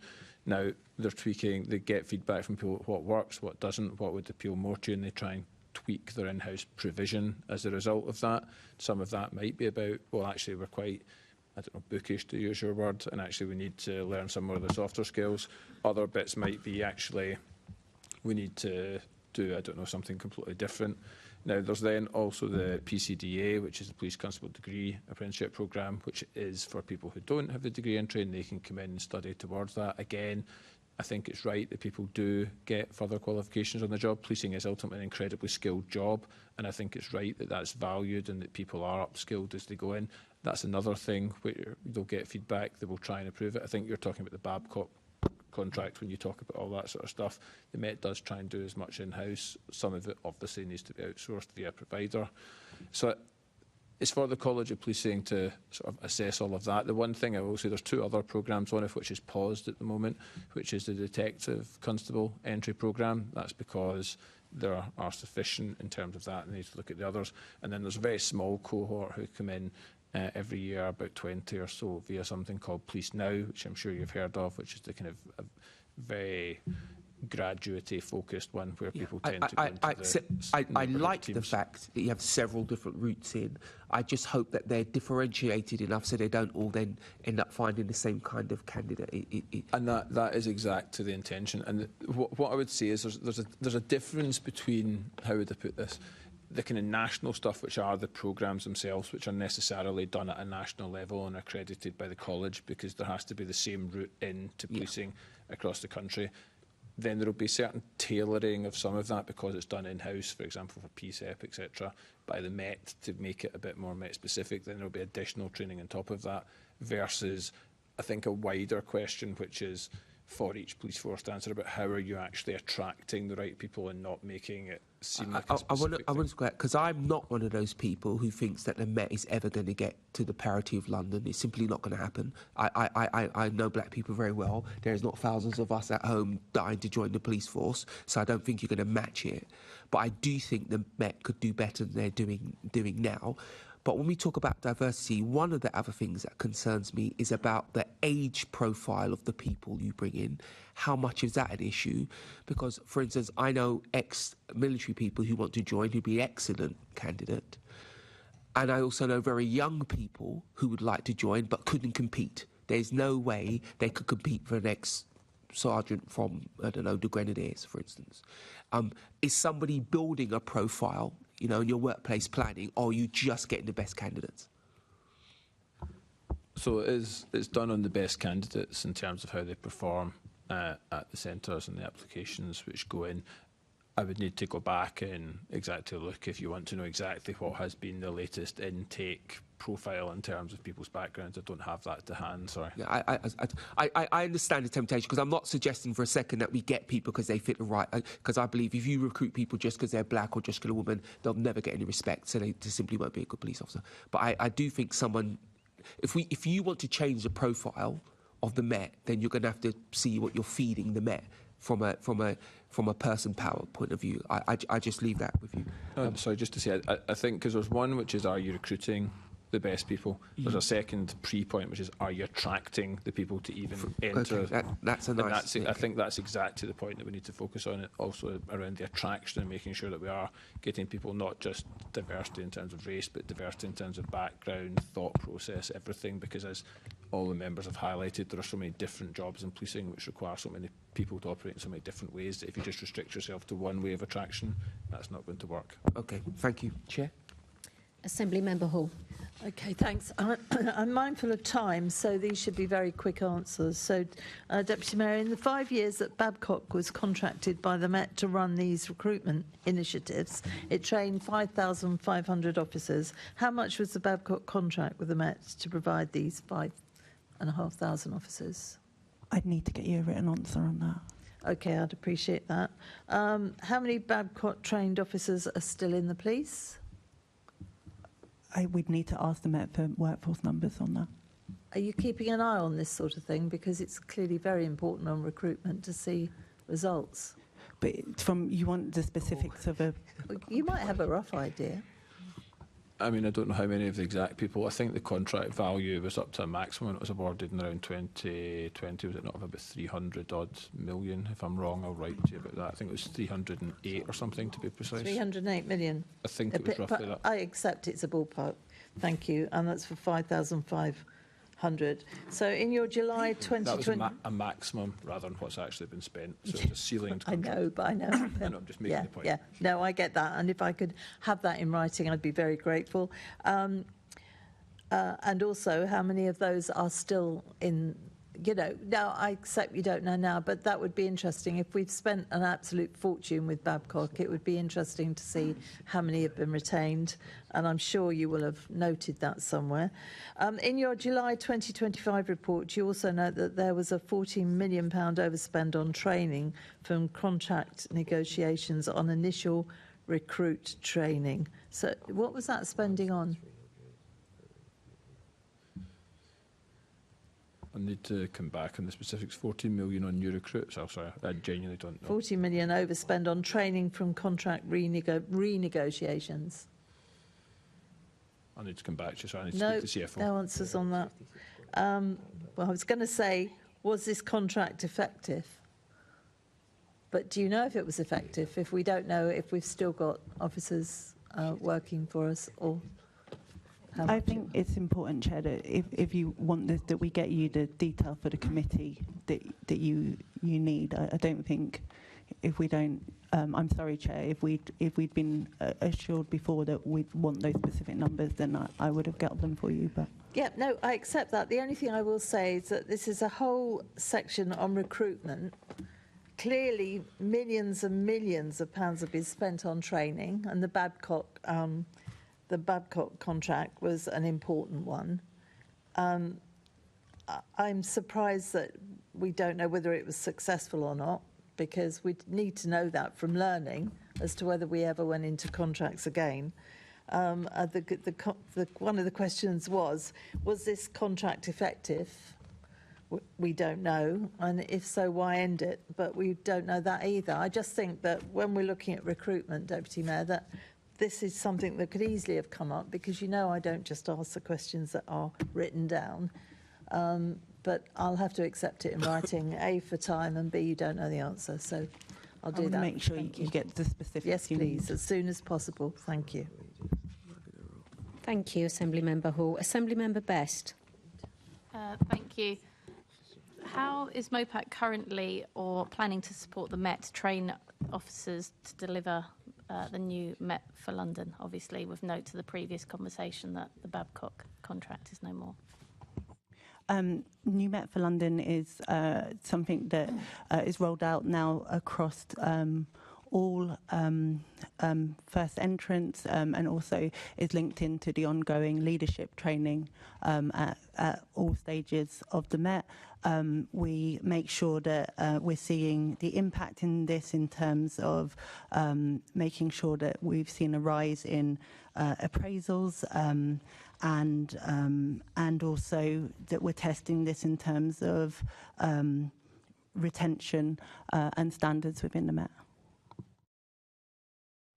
Thanks. You've reported there was a £12.6 million overspend relating to new Met for London pressures on professional fees. Could you say a little bit more about what these fees are and who the professionals are? Those are in related to the use of consultancy. This is something that I'm passionate at looking at.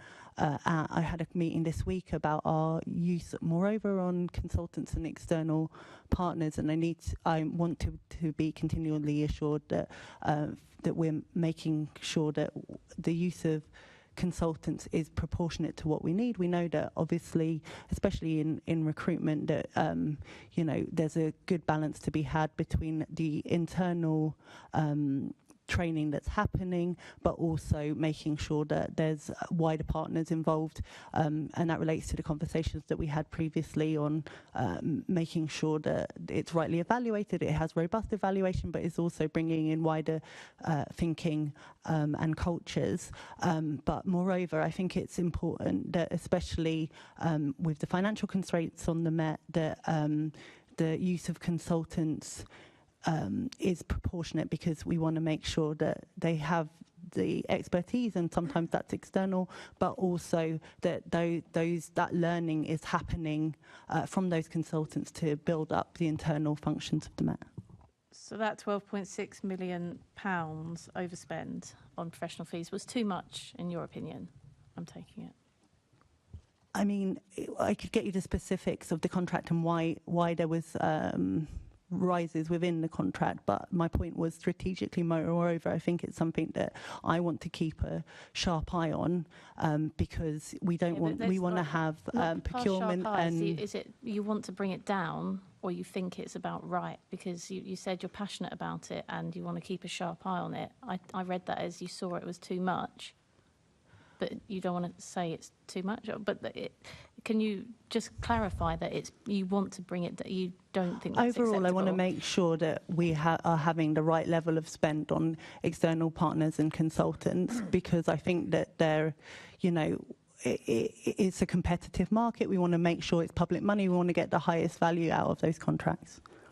Okay, can I just to be clear, that's not even the entire spend, it's just a £12.6 million overspend. Is that something that you think is acceptable?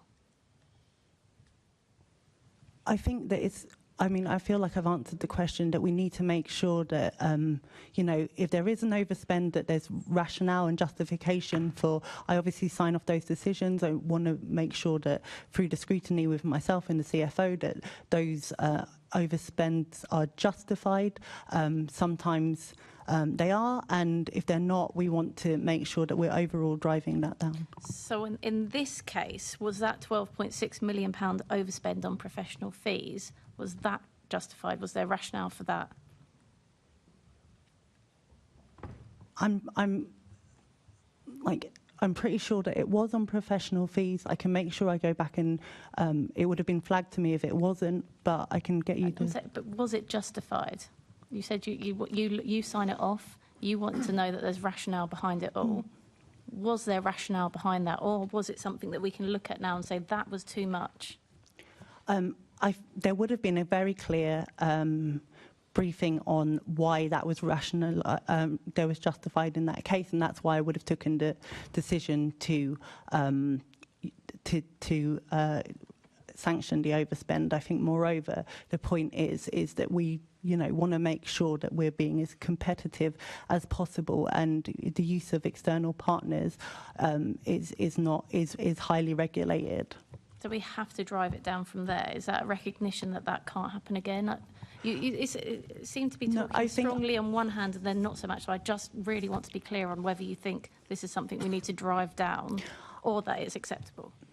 I think that there will always be cases where we're going to need to look at renegotiation of contracts, and that there may be overspends that are acceptable. But overall, I think we need to make sure, given that it's public money, that there's tight accountability on the spend, and understand in every case that there's a rationale if there is an overspend to release more funds. All I'll say in this is it'll always be a bit case specific. Some of it might be profiling issues where the budget's not actually aligned to spend, which will be signed off more at an official level, then stuff will be flagged to the Deputy Mayor. And there's a whole team under our Chief Financial Officer who will look at this. And obviously there's thousands and thousands of lines to the budget, and where something is of concern, those are the things which will be flagged to the Deputy Mayor. Where things are considered to be normal, even if it's an adjustment of that amount, in the grand scheme of things in a £4.5 billion budget, it's not going to make or break. So, like, if that comes in and it's considered reasonable within that and within the sort of risk levels, then that sort of stuff wouldn't necessarily make its way to the Deputy Mayor, other than for the sort of official sign-off in the bigger picture of things. But on this case then, with regards to these professional fees, I'd be really keen if you could write to me to see if to be more clear on whether we are going to drive down those professional fees in general and in relation to that £12.6 million overspend. If you could let me know, that'd be great. Yeah, happy to do that. Thank you. Assembly Member Hall. Thank you. Deputy Mayor, what is MOPAC's view on the current training and educational requirements for officers? Are you quite happy at the moment? As I said previously, I think it's good that the two main programmes have both a qualification element to the apprenticeship one, and also that there is embedded in both programmes the ability to have on the street experience of policing. I think as well that it's important that that the feedback from officers is making sure that those programmes that are both in their kind of relative infancy are being reflected on and changing. Like the recruits have said that they found the balance of the coursework and street work at the same time difficult to manage, and that's been reflected in changes. Obviously, this will be evaluated by the College of Policing, and we need to on those results and make sure that they're the best that they can be. Okay. What is needed to prevent new recruits leaving during their probation period? So if I can go back on the first question first, I think it's quite important to realise that the training they get when they join isn't the only training, and actually what the Commissioner has done through New Met for London, which is the first time it's happened within the Met, is to give everybody 3 days of training around New Met for London, around the culture that's wanted. And all I would say is we've had Stuart Lawrence sitting in that, we've had MOPAC officers, we've had various people look at how all of that works. We're actually, there's obviously areas that can be improved, specifically some of the delivery and bringing in some of the quieter members when you have the facilitator. But actually, and what they've done quite well is bring together cross-disciplinary groups so that you don't just get one culture and you get people trying to learn from each other. We think that's been quite good. They've just started New Met for London, the second tranche of it. They've just started the domestic abuse training. So we had Andrea Simon sat in there yesterday. We had one of our people, Claudette, who's in our professionalism areas. I don't know, because I've not had the feedback from them yet. So maybe it's brilliant, maybe it's terrible. But the fact is we are actually sitting in, observing, and then feeding back to try and learn from all of that. So I just wanted to sort of put that. Yeah, I had picked that up from others, but thank you for the benefit of anybody listening. Thank you. So going back, Deputy Mayor, what is needed to prevent new recruits leaving during their probation period? I think one of the things that is particularly important that I picked up in previous answers is making sure that alongside that training, there is that support system. And one of the things that came back, particularly for the recruitment pathway that is based more in universities, is feeling like that there's sometimes a distance, and they've now put in sergeants into those classes at university, so there is that continual support. In terms of making sure that new recruits are feeling supported when they start, they've introduced onboarding sessions so that kind of transition into the role is as positive as can be. They've also introduced greater support for new joiners through their training, especially in Hendon, but also within the BCUs. Yeah, that's specifically on new recruits. They've also got stay conversations where people are thinking of leaving, a chance to have that sort of discussion. They've rolled out a senior leaders retention toolkits. They've done a lot. What I would say as well is that the Met's retention, or its attrition, if you like, runs at about somewhere between 6.4% 6.7%, which is actually quite a bit below the national average in terms of what happens in that space. It is true that most of the leavers who leave before retirement age or whatever, it does tend to be in the 0 to 4 years of service. So it is right what you're saying, Assembly Member Hall, about the need to focus in those early years and make sure that people get the support. But I would argue some of the stuff that the Commissioner's done, for example, are you going to be more or less likely to stay in an organisation if you're actually having proper performance discussions with your line manager on a quarterly and annual basis? I would argue if you far more likely if people are showing a direct interest in you, and hence the PDR completion rate and what they've done and all of that is good. Are you more or less likely to stay in an organisation where they're trying to change the culture for the better? I would argue much more likely if they're trying to make a sort of pro-inclusion culture, as the Commissioner set out. So I think there's lots of stuff which touches on this, and it needs to be seen in the round rather than just some of the specific measures there. On average, how many officers leave during training school? You'd have to ask the Met for that number. Do you actually have that number? We would be able to get that. We tend to, or I say we, I tend to focus more on the overall attrition rate, because that's then what you aim off your recruitment numbers against your financial numbers, etc., so that you get the picture in the round. If there was a spike in something like that happening, that would be alerted to us. But I don't have the specifics. Because there's a big cost to that, isn't there, if they leave during training? If they leave within the so there's a big cost. There's a big cost to whenever anybody leaves, because everybody will have gone through training, etc. What price do you put on that? What cost per person that leaves? Well, I mean, I'm not entirely sure how much it costs entirely. I mean, my point on all of this would be that the greater cost comes if your attrition starts to run ahead of your expected level. I'm just thinking if you can stop the flow of them going early, and to know what it's costing you. Agree with it's that, always good to know what anything costs. How many officers do MOPAC and the Met plan on hiring this financial year?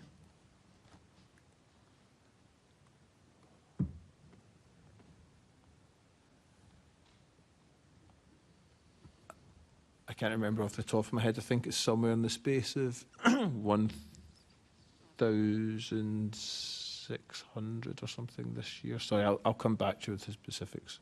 1,600?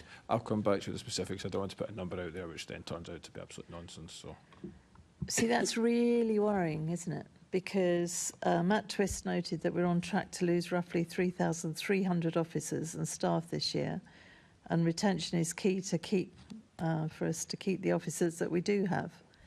How does the Mayor plan on keeping his manifesto promises on recruitment, Deputy Mayor?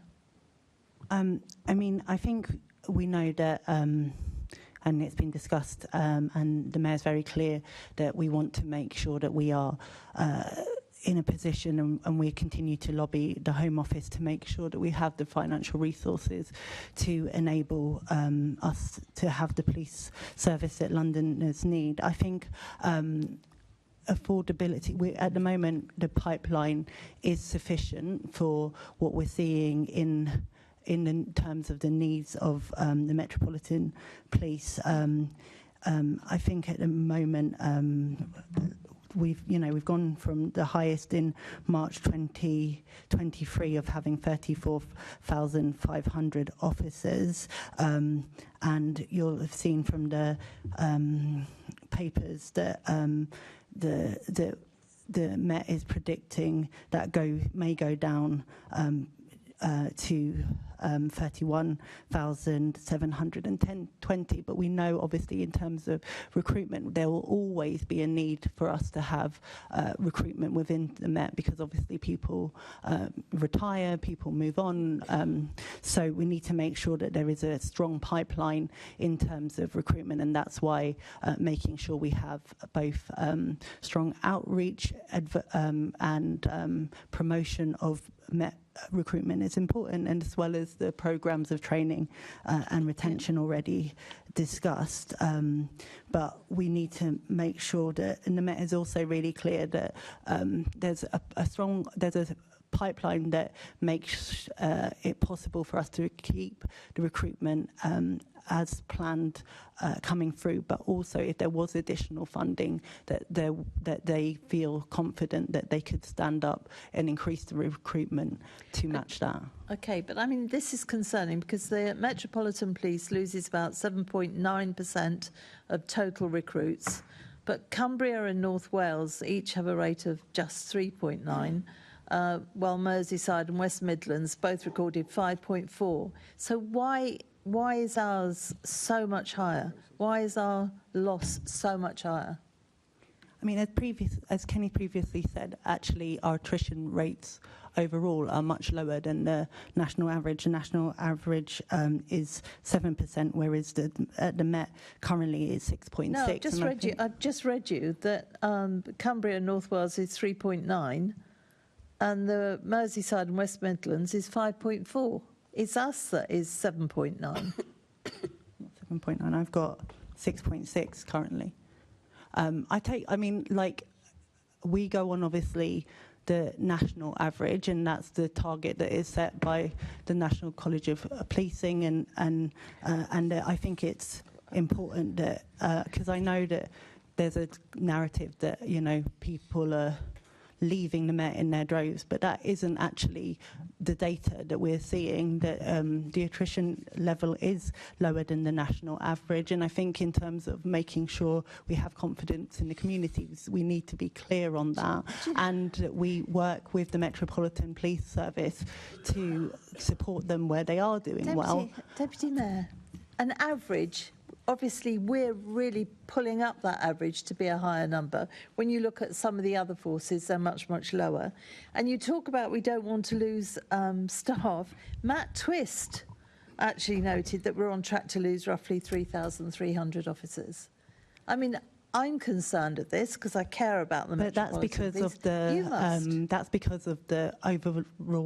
overall financial concerns that we've discussed time and time again at this committee, and that is really important. It's important, the Mayor has been unequivocal in saying that he wants to have a police service that is fit for the city, and we continue to have conversations with the Home Office coming into the next budgetary circuit that managed to do that. But I've also had data from the Metropolitan Police that give me assurance that the pipeline at the moment does meet the levels that are needed, and that if there was extra funding, they could expand that pipeline. And I think that that's important in terms of training, but also the work that we do to retain officers, as previously mentioned. Okay, I hear what you say. It's not what I'm hearing. I'm very, very concerned about the amount of recruits coming through and how long we retain them. But I accept we're running out of time. But if I can have that information about Babcock, as it is so important around recruitment. Thank you. Thank you, Chair. Thank you. Assemblymember Garbett.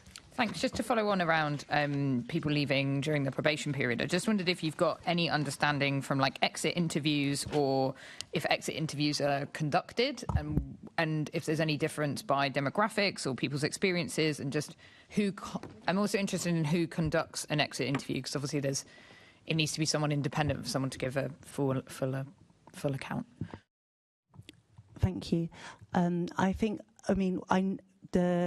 as previously mentioned, I think it's important to note that the Metropolitan Police has introduced conversations where people raise concerns about leaving. So if they say, I'm thinking about going, that there is an intervention at that point as well, so that they can really talk through what they're feeling and why, and hopefully, where possible, have that addressed. But yes, exit interviews are conducted.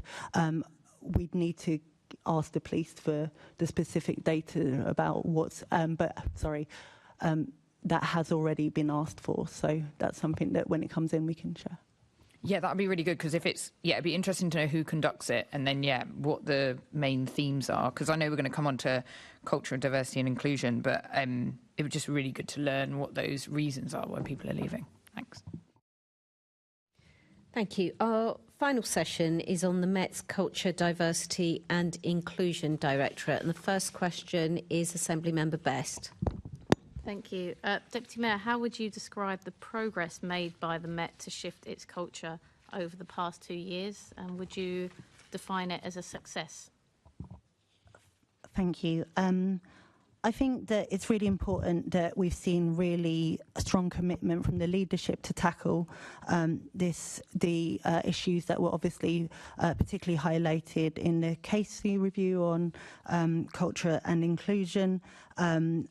We have seen real significant milestones on the culture journey of the Met, including the launch of their internal cultural plan, the launch of the race action plan, the launch of the Stop and Search Charter, the 21 new local professional standards unit, the establishment of the Cultural Diversity and Inclusion Directorate, and the values and guiding principles that have been refreshed and launched and continue, as previously discussed, through training to be training and assessment to be embedded across the Metropolitan Police Service. I mean, the HMIC obviously last year did the updated inspection and saw significant improvements in terms of transforming Met culture, and this is why they were removed from Engage. But I think that we need to make sure that whilst that is welcome, that we continue to push because there is more to be done. Okay, so you accept there's more to be done. What do you think is the greatest challenge? I think, as previously discussed, that and this was reflected in the HMIC report, is that the plans are in place, but are the plans having the impact on culture throughout the organisation that is needed to get to? We talk about the internal affecting the external, so making sure that we have a Metropolitan Police Service that is psychologically safe, inclusive, all of the things that you'd want to see in a healthy organisation, and therefore can serve London the best that it can be. So I think my main concern is making sure that these plans are constantly evaluated to affect make sure there's evidence of the culture shift within the Metropolitan Police. Can I just add, I think one of the things, I'm sorry, I will be brief for once, one of the things which I do think the Met Police, and particularly Mark, has done very well is set out the standards which will not be tolerated within the Metropolitan Police, and he put in extra resource into the Directorate of Professional Standards. And if you look at the number of cases which are going through and the number of misconduct, etc., he has made a big difference. I think it's been really clear what's happened with that, and the upping of vetting standards, Op Assure, which obviously ran into a few problems in the court, but successful lobbying by him and the Mayor for changes to the vetting standards. I do think that's all been really, really positive. In terms of the next steps, I mean, I think this builds a little bit on what Lord Bailey was actually saying before. I think one of the things where there can be more done is to look at how they consider the protected characteristics and other elements of stuff in every element of what they do. So when they're looking at performance, are they looking at, for example, what is happening in each of the performance measures to black members of staff, to black Londoners? Is that disproportionate, both in terms of, because we talk about Stop and Search, Lord Bailey was talking about people being murdered or victimisation. And I think that can be done across everything. If you look at trust and confidence in the Met, it's lowest for LGBTQ+. We know that other protected characteristics have specific things. And I think actually really embedding that through how everything is properly considered, so that it's not a kind of, in the same way that some people do an EQIA, an equality impact assessment, they do it at the very end of the process. No, make sure there's a commitment, you'll do it at the start and embed that, and that starts to change the culture of an organisation, so it's not a secondary thing, but it's right at the heart of it. Okay, so Deputy Mayor, would you define the culture shift over the last 2 years as a success or a failure? I think it's had, as I previously mentioned, I think there's been successes within it. I wouldn't characterise it as a failure. However, I do think Kenny mentioned the LGBTQ+ community, but I've also heard strongly about the disabled community and their levels of trust and confidence. I know that we obviously still see issues of disproportionality, Should both in the culture change with staff. Yes, so that's what I was just saying. In terms of disproportionality, we still see issues around that in the misconduct referrals. We need to make sure that under all protected characteristics, that the Met becomes an organisation where officers are clear on the values, clear that they embody those values, and if they don't, that there are accountability processes. Okay, it's obviously the new Met for London which is the driving force behind the cultural change. So the last survey from 2024 noted 10% of officers understood how their work was impacting that. That's not a lot, is it? No, and I think that goes back to my previous points about these plans cannot just be plans alone. They cannot be strategies. They can't be, it's not good enough for the leadership to say these are the standards and not, as Kenny said, this needs to be driven through every, BCU. It needs to be driven through every element of policing. But it would seem that it's not just that it's bad, it's getting worse. So as part of the culture strategy to ensure that the MPS lets everybody thrive, 51% of the organisation wants to leave in the next 3 years. That's up from 33% last year. As a cultural change programme, that's getting substantially worse. I mean, the statistics are definitely concerning, and as I said, we need to make sure that, I'm meeting with the police associations at the moment, that we're learning and listening to all elements of the policing service to tackle that. I would say, yes, culture is a driver of that, but obviously there is a wider kind of ecology of reasons that people are leaving, in terms of, there's a lot of huge, as we've discussed in this committee previously, a lot of huge amounts of change within the organisation, and we need to support the Metropolitan Police to make sure that, as well as enacting change that is needed, there is the support and confidence they need to embed some of these things as business as usual. 51% of your organisation is looking for an exit. That's not an organisation that can succeed, and especially if that's gone from 33% in just 1 year. Then you look again at the fact that only 13% of officers have confidence in the senior leadership of the Met, down from 23% last year. This is a cultural change programme that is failing. If you can't bring people with you, there's no point driving the bus if no one's on it. And it looks like a massive, substantial majority of staff and officers are not on the bus. I mean, I know that this is a question that the committee has put directly to the Commissioner, and he reflects on the amount of change and churn that's happened in the organisation, and that has, I mean, in the last year alone, we've discussed often in this committee the amount of tough choices that are going through, and the kind of refocusing of the workforce. I think that there's a lot of positives in that, in terms of, refocus on neighbourhood policing, making sure that officers police who have warrant cards are able to do the work that they should be doing on the front line of policing, and making sure that police staff are supported to reflect on their professionalism in the service. But I understand that the statistics are concerning and that change is concerning. I think what's really important is if people are saying they're considering leaving in the next 3 years, what are the measures that we've previously discussed today, like those stay conversations, those exit interviews, what are they teaching the Met, and how are they changing systems or conversations or the work that they are doing to improve the culture? And that's what, the culture and diversity and inclusion system, along with HR and leadership, need to reflect on. I'd hope that perhaps you would take the opportunity over this next year to have a programme which really shows officers that you're listening to them and will adapt this culture change programme to a way that they can move with it and get on the bus. Because absolutely, and that's why the conversations in this room do not match the conversations. No, completely, and that's why I go out regularly outside. to speak to officers. That's why I'm meeting with the staff associations. That's why I meet with the unions. But the way in which you talk to us in this room about the police staff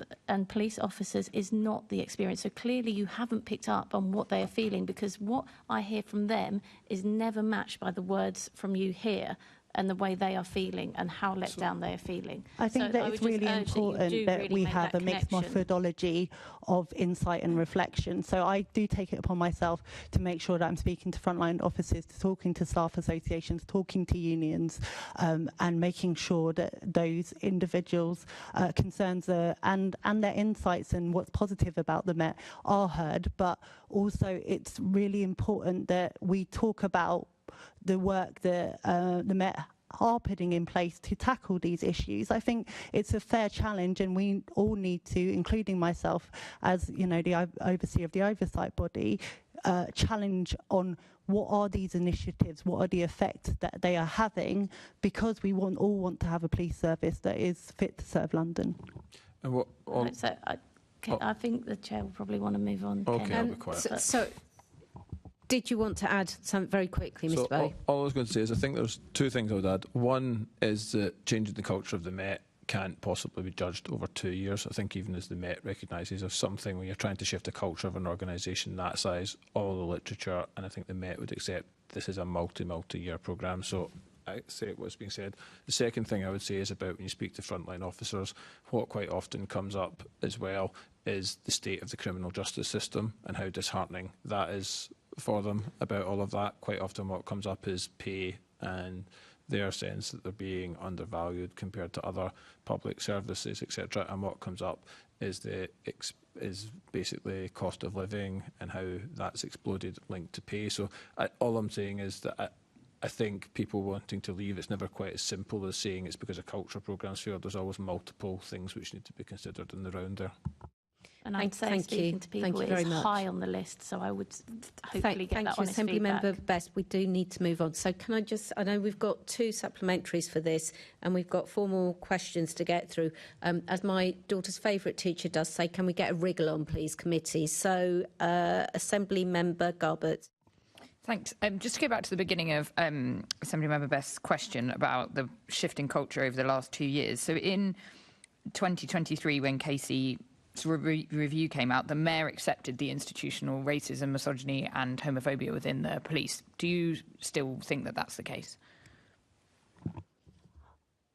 I think that it's important to acknowledge that there has been significant amounts of work in areas of the things that Louise Casey had pointed out, and I listed at the beginning key things like the Race Action Plan, the Stop and Search Charter, the fact of having an internal cultural plan, setting up cultural diversity and inclusion directorate. I think it's important that through the work that MOPAC does on surveying the public, there's still obviously key areas of low confidence and trust in the police. I think we also reflect on that in the work that we see in the victim space.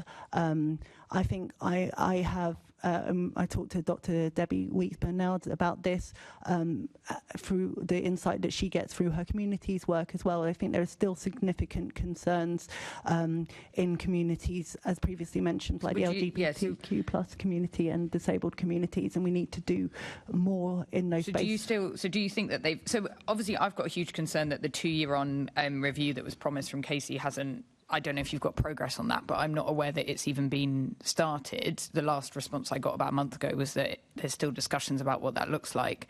And I think without that, there's, like you've just described, I think it's really hard to provide anyone with the assurance that they've moved beyond this institutional racism. And I know you also mentioned the race action plan in your response, but I understand that the National Black Police Association withdrew their support from that in September. I don't know what work was done to bring them back on board, but I think that's really concerning if the officers representing kind of the Black Association of Police Officers is withdrawing its support from one of the key pillars that you described as moving us beyond the institution being racist. I think that's quite concerning. So if I start at the back, and please remind me of some of the questions at the beginning I missed. But I think the London Race Action Plan is a piece of work that myself, MOPAC and the London Policing Board continue to challenge. I'm actually meeting the person who's working on the National Race Action Plan, I think this week or next week, to make sure that Friday, thank you, Kenny, to make sure that, you know, we are reflecting across the piece. And some of the positive things that have come through that challenge, that conversations on the Race Action Plan, is they have now brought in a race expert themselves to continue to have that challenge, and also we challenge them on having very clear matrix on those things. On the start of your question, we know that Louise Casey is unable to do the review because she's working on the National Review on Grooming Gangs, but also on the Adult Social Care Review. So we want to make sure that we have a leader in place for that review that is of an extreme high quality, to make sure that, you know, as you described, that we have an in-depth and clear picture. Obviously, that oversight for me is a day in, day out thing, but for Londoners to have that clear review is important. So that's to give you the assurance that we are moving ahead with that. Do you have a date where that person will be in place? Not currently, no, but we're working. Because I think there's lots of concern about the we're in weekly discussions with the Met of getting that person in place. So the Met are approving the person. It's a joint commission in the same way as the Casey review was. Okay. Just to say, the fact it's a joint thing was obviously a recommendation from Dame Louise herself, which is why we're following. So have they refused a few people that you've proposed? Is that what the delay is? No, it's discussions. It's not. No. So have you proposed any people? It's like a normal process. We're working it through.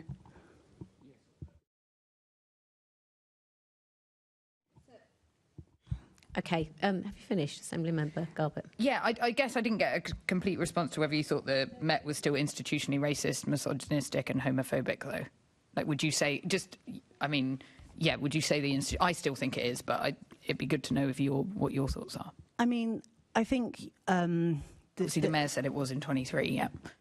I think that it's clear, and I think that, you know, even at the last London Policing Board, the Commissioner himself feels that there are still systematic issues around race, and that they need to be continually challenged and worked on. I think it's really important that they have stated that they want to be a anti-racist organisation, that they want to be a pro-inclusion organisation. But I think what's important to me as a black woman is making sure that the evidence of that is felt.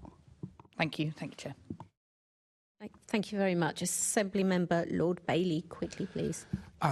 Why do you think that the cultural review has failed frontline officers, and I evidence that by 51% of them wanting to leave?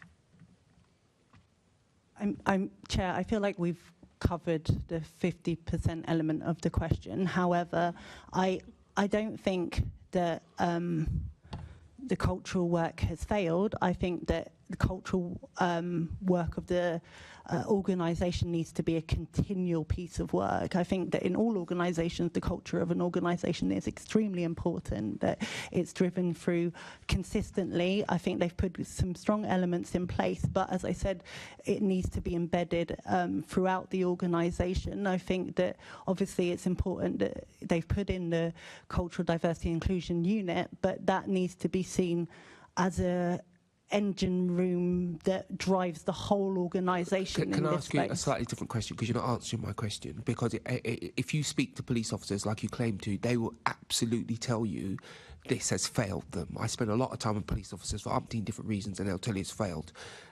What changes do you believe you could make, and the Met could make, but mainly you, to improve the feeling of police officers around this particular work and morale in particular? Because morale is very low. Again, 51% want to leave. That's an incredibly bad figure.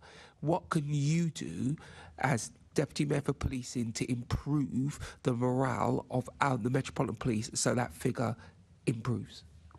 For me personally, it's about making sure that I'm in full support of the positive work that's happening in this space and the positive work that frontline officers do day in, day out.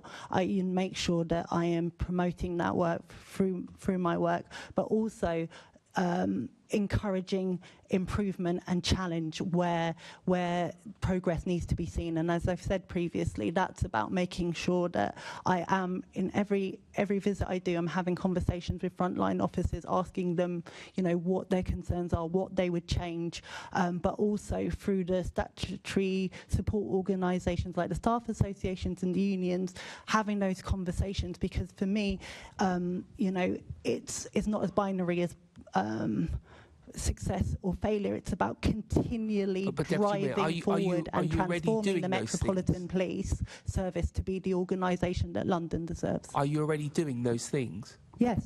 Yeah, but then it's failed because you're already doing them, and we are absolutely at a point of failure. Cultural change of an organisation. I've been here since October. I do this week in, week out. The shift that we are going through from the end of the Casey review, of a police service of thousands of officers, needs to be at least, I would say, a 10-year plan, and we need to continually drive that forward. I think it's you know. So Deputy Mayor, just to be clear, I have been here considerably longer than October. The trend has been downwards. October's changed nothing in that trend. Now, don't get me wrong. I accept that change takes time, Chair, but we are changing. I don't feel like you've answered the question. That's why I'm asking it. The change is going in the wrong direction. The change is going in the wrong direction. I'm asking you what you could do differently. I would argue that you've continued what has been going on, fine. What could you do differently? Because if you continue what you're doing, we'll continue to go in the direction we're going, which is the wrong direction. You've said to us you listen to police officers. I'm suggesting you don't, because you haven't changed anything that they want changed. Assembly Member Bailey, I do think you need to be a little bit more respectful in your questioning of the Deputy Mayor and our panel. I would ask you to change your tone. And I would then ask the Deputy Mayor to change her tone towards me. Assembly Member Lord Bailey, I think you're being very unfair at that point, and you are asking questions in a tone that I certainly do not regard as respectful. It may work in the House of Lords, but I'm afraid it doesn't work here. I am now going to move on. I'm to sorry, the next. Chair. No, Chair. You do not get to speak to me like that in that way and then move on. If I'm being disrespectful, Assembly Member Lord Bailey, if I am being disrespectful, you should let me correct that or not. Would you like you should to let ask me your correct question? that or not. You can't just do that and then move on. That's disgraceful. Assembly Member Roberts. That's disgraceful, Chair. I wonder if we might be able to return to this issue of the chair of the review. The Casey review was one of the most damaging and damning pieces of, if perhaps, yes, hello, one of the most damning reports that we've had into the Metropolitan Police ever. And the review, the 2-year review, was one of the main recommendations. And you were being asked by Assembly Member Garbutt earlier about whether you had put forward names for the chair of this review. And so far, I don't believe we've had an answer for that question. I'm not asking for the names, but... Yeah, I mean, to clarify, yes, the names have been discussed and, you know, we've looked at, you know, who's the most appropriate person to do that. And I'm very sure that, you know, we're really at the conclusion of those good discussions. As I've said previously, as you've said, Assembly Member Roberts, the Casey review is a landmark review. The things that have been found in that review is part of the reason that I'm passionate about improving the Metropolitan Police and doing this role. So there is no consideration about if this is going to happen. It is going to happen, and we're working stridently to make sure that we're getting the right person in place. Okay, and when do you expect us, in the next quarter, this year, to have a name? Yeah, in the next quarter for sure. In the next quarter, okay, thank you. So just returning to the culture plan, to what extent has MOPAC in general, and you in particular, been involved in the development of the Met's internal culture plan? Yes, I mean, myself and my predecessor, the internal cultural plan has been in place for over a year now. So my predecessor was involved in the initial discussions when it was being created. And we continue to have regular oversight sessions on the cultural plan, most recently at the London Policing Board. So yes, and I think not only about the cultural plan, but also making sure that the work that comes out of that directorate and the plan is also evaluated and seen. Thank you. And could you give, because we don't get to come to the London Policing Board, and I noticed that half of the discussion about it was in closed session last time about this particular issue. So could you give us some idea of the measurable indicators that are being used to hold the Met to account on the delivery of the plan? I mean, one of the key things that the Metropolitan Police has introduced in terms of measuring the cultural plan and KPIs is things like personal development, compliance rates. Previously, there was only 1 in 4 of the workforce that had an end-of-year review. This has now moved up to 4 in 5, which is positive, and ensuring that people involved in the new Met for London Everyone training are feeding back that they're seeing an improvement in feeling equipped, and they understand the values and principles that have come from this. So this was previously, when asked at the beginning of training how knowledgeable and equipped they felt, this was 7.3 out of 10, and this raised to 8.4 after that training. But it's also important that we measure the leadership programs that are driving the kind of standards throughout the organisation, and we've asked the Met to make sure they're setting a set of metrics that bring together the cultural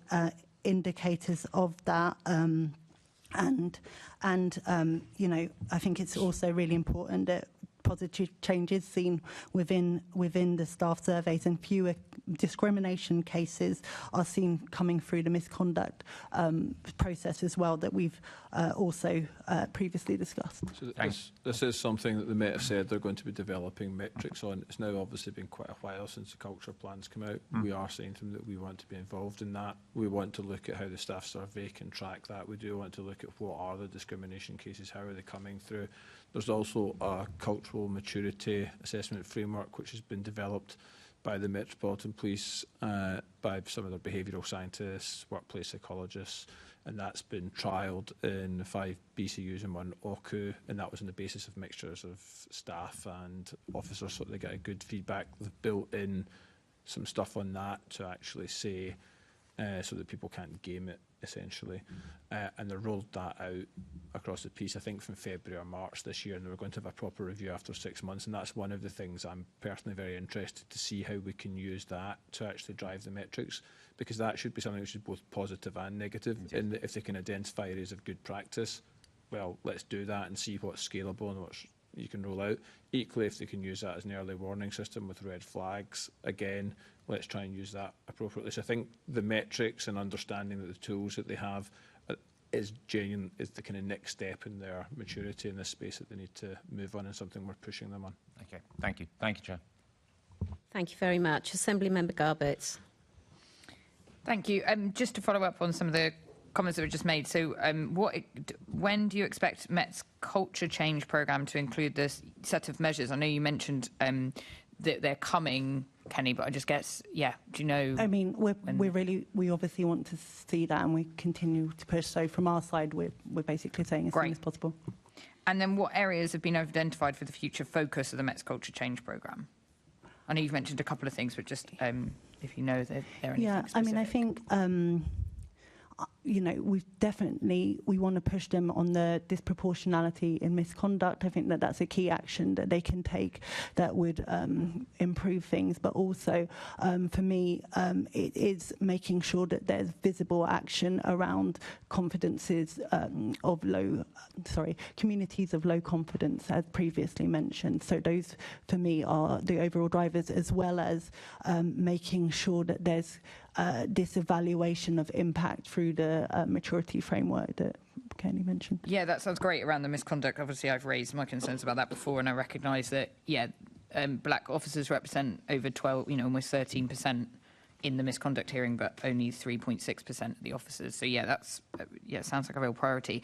And just quickly, you mentioned that you're meeting with the associations. Have you had any of those meetings? It'd just be interesting to hear some highlights from those in terms of what should change around culture.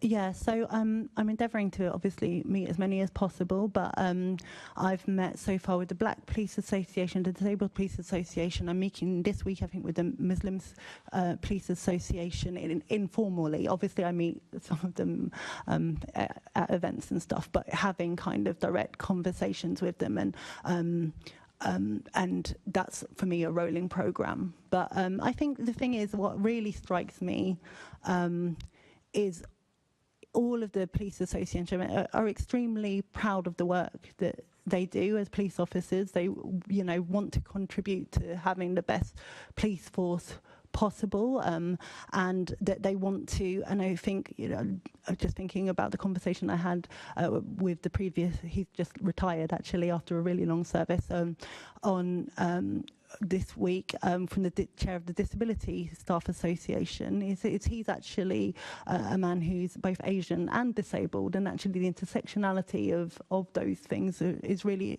important to understand. And I think that's moreover, what we need to be making sure in terms of policing is that cultural competencies about individuals bringing their whole self to work and being able to be supported to thrive. And so for me, it's about that, making sure that there's, tangible change in terms of that kind of support. But I think the longevity of some of the people who are both serving police officers but also support and represent other officers, that insight is invaluable. Great, thank you. Thank you, Chair. Thank you very much. And I'm going to roll the final two questions into one that is just about some processes. So when will the Met's Culture, Diversity and Inclusion Directorate be at full strength? And when will the Met's Cultural Maturity Self-Assurance Framework be rolled out across the organisation?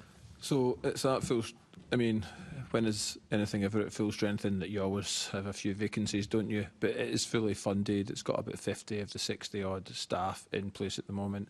And the CAMF, as I just said, that was rolled out in, I think, February or March, with an assessment of it due after 6 months. Okay, my apologies for missing that answer that you did give previously. It's very difficult to listen to me, don't worry. Okay, thank you very much. Thank you, panel, for your detailed answers this morning. Just a tiny couple of other bits of business to complete. I'd like to thank you both for attending this morning and for the answer to your questions. Can I ask the committee to note the report and the discussion? Can I ask the committee to note the monthly report from MOPAC? Noted. Can we also delegate authority to me as chair in consultation with party group lead members to agree any output arising from the meeting? Agreed. Can I ask the committee to note its work programme and the additional activity undertaken, namely the informal meeting with the Global Commission on Drug Policy? Noted. The next meeting of the committee is scheduled to take place on the 3rd of September 2025 at 10 a.m. in the chamber at City Hall. I have no urgent business, so that concludes today's meeting, and have a good summer, everyone.